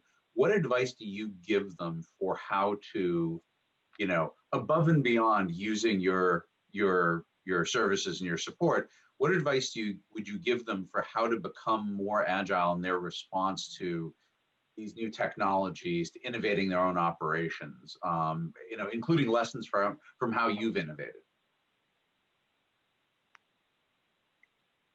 That's Monty. Yeah. Go ahead. Glenn, you want to go first? Oh, sorry, I saw Monty put his hand up. I'll let him go. He followed protocol. There you go. Okay, so I'll tell you, I think one of the biggest things, what we've been seeing with CISOs is three different kinds of things across the board. And it's this kind of culture mentality. You see the CISO who is, they're the ostrich. They put their head in the sand. They don't want to know some of the problems that are going on. They just want to ignore and just, hey, I'm in a lot of pain right now, leave me be. The other one you see is the compliance check box person that you've heard me and Chris talking a little bit about, who is very much intensive on just security is this thing I must do, and I'm going to click off as much as I can. And it's just like the alert fatigue that our security ops center technicians are feeling. I don't know how they sleep at night. They're just going through. And then you see this other one that's the fighter. They're the ones who really are embracing a couple new ideas. They see this notion, and it's something that's interesting. We talk about agile like it only applies to DevOps or these pipelines and how we develop software. Something we've been really proud of is how we're developing agile security, and we have our own models for continuous security assessment, so that what you do is you create this engine with automation where the human in the loop is constantly shifting things over to the automation, and and then that gives you your breadth, and then the human in the loop attacker goes deep, and then we're constantly trying to take those attacker techniques and move them over. And what we found is that automation, that AI mesh of human and machine, which we got to hear Bedi talk about that earlier with that human machine automation and how that can really enhance things. That's really where you're starting to get some real agile security. So if I was going to make a recommendation to a CISO, It's definitely got to be, you got to get out of the checkbox and you got to open your eyes and use it as an engine instead of some boat anchor that's holding you back. You can absolutely use these security capabilities as an engine to go fast and be more productive and be part of that revenue generation and not just a sunk cost that your company views you as. Yeah, I was going to say that cheap, it doesn't matter, by the way, if it's an advice given to a CIO, CISO, or a CEO of a company. I'm a strong believer that cheap, quick experimentation always beats grandiose ideas.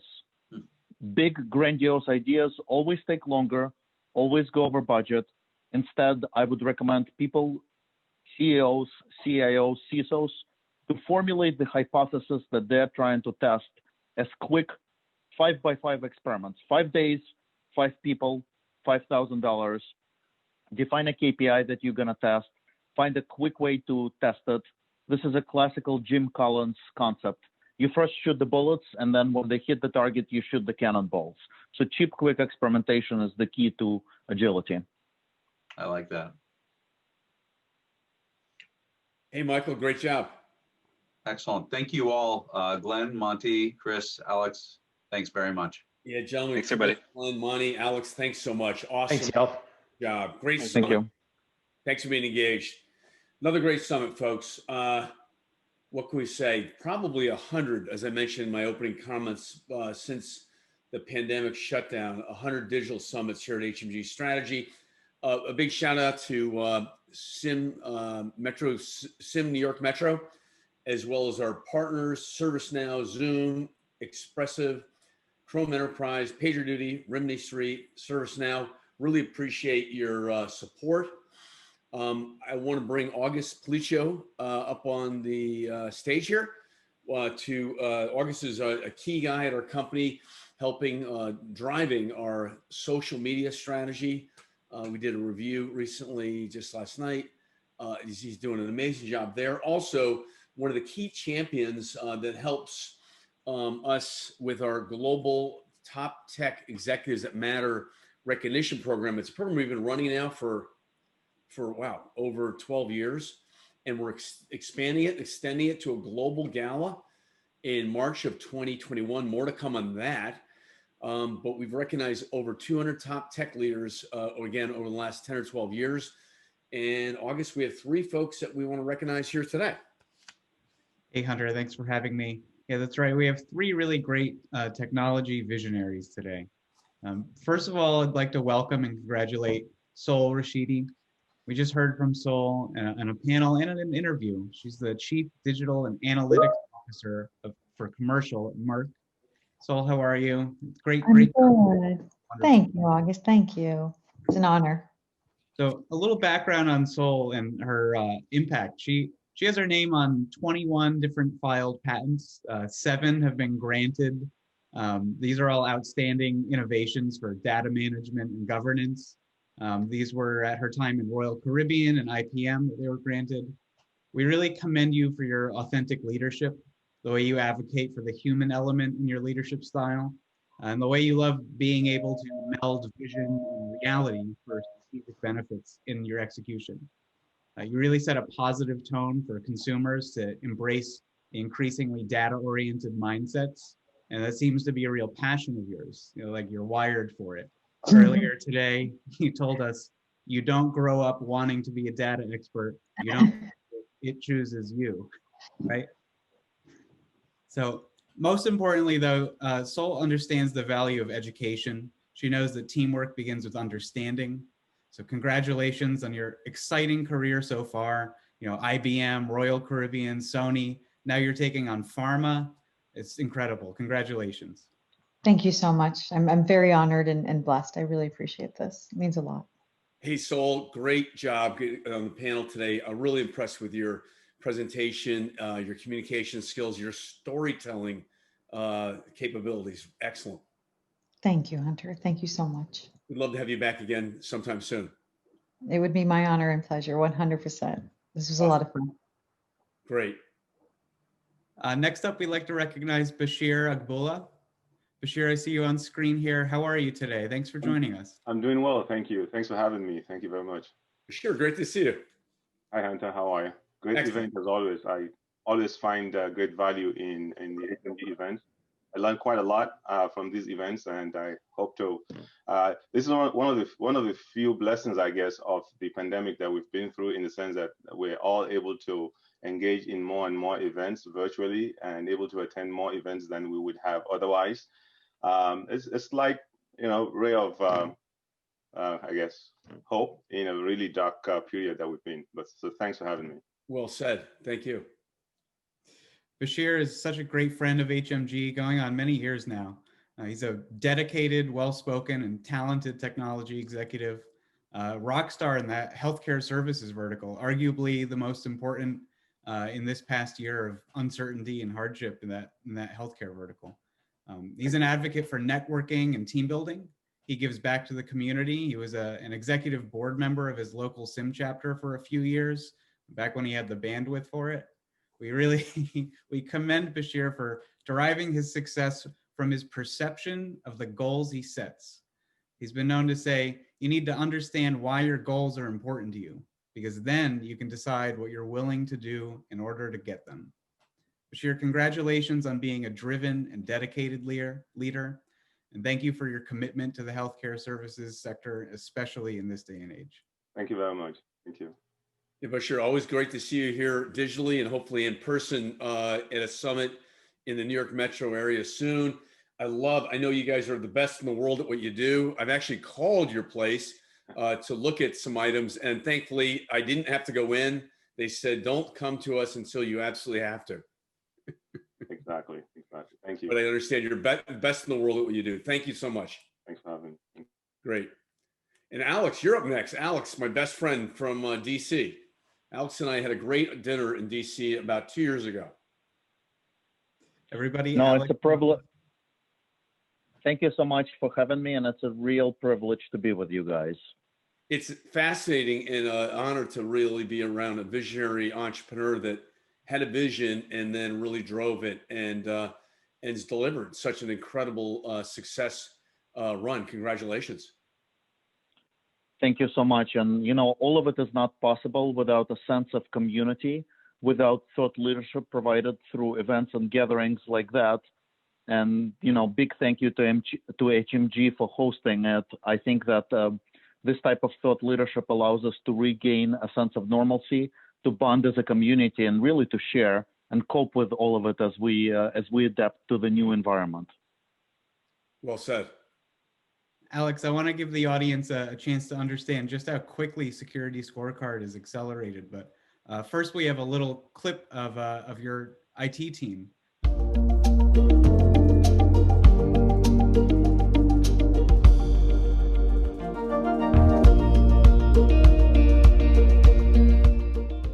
Security Scorecard should be a household name to all of us, right? Alex, you've been carving your path in IT for what, about 20 years now? Starting with it's been a long time. I mean, I fell in love with cybersecurity and technology many years ago, and always loved it ever since. Great. Yeah, we know you started with Microsoft, right? And Oracle, Goldman Sachs. You worked your way up. So I fell in love with cybersecurity back when I was a kid. I was actually 11 years old, living in Moscow. I tell people it's a Brooklyn accent. Half the time they believe me, but my friend brought me a video game called Prince of Persia, and he infected it with a virus, and I needed to learn how those things work. So that really planted the seed of love for cybersecurity. And then I worked at Microsoft, Oracle, led a team at Goldman Sachs responsible for all of the authentications, entitlements, Guild Group, CISO, CTO at another company. And then I started Security Scorecard, and we went from 2 people back in 2014 to over 250 employees today, over 13,000 organizations on a platform, 1,100 customers. And again, this type of stuff would not be possible without thought leadership and events, and just being able to talk to other practitioners and folks like you guys. I would say that there's really a unique combination here. Entrepreneurs need to hear from CIOs, practitioners who are solving problems. And CIOs and practitioners need to talk to entrepreneurs. And this is really how the best innovation happens, from learning what are the real problems that people are trying to solve, and then trying to innovate them to come up with a solution. And this type of events really provide a forum to marry the two of the both best possible worlds together. So again, huge thank you to Hunter, who's a huge visionary in the space, and his team. Thanks, Alex. Alex, I just want to talk a little bit about security scorecard for the audience. You know, it's clear that you lead with passion, and your idea is to make the world a safer place with security scorecard. But for those who don't know, you know, you have customers in the Fortune 500. Maybe some of you have heard of companies like Pepsi, GE, McDonald's, AIG. The growth is really incredible. I know you said over 1,100 clients. Has your valuation hit like over 100x in the last 7 years, something like that? Yeah, so I mean, I think if you invested back in, if you invested back in 2014, the valuation was probably around $5 million back then. Today, the valuation would be, you know, closer to 800 million. So I mean, if you invested $10,000 back then, you would have made a lot of money. But again, valuation is not the key.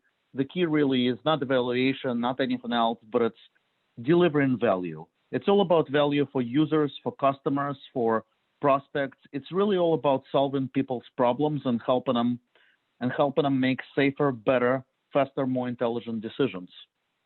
Love it. Love that. Love that. So mark your calendar, Alex, to be part of the global Top Tech Leaders That Matters recognition program in March of 2021. We'll get you the exact date. Looking forward to it. Yeah, August? That's all I have. Thanks and congratulations again, Alex, and great job on the panel today. Great. Thank you so much. And thank you, everybody. Yeah, another great summit, folks. Everyone be safe, and looking forward to our next summit together. Take care.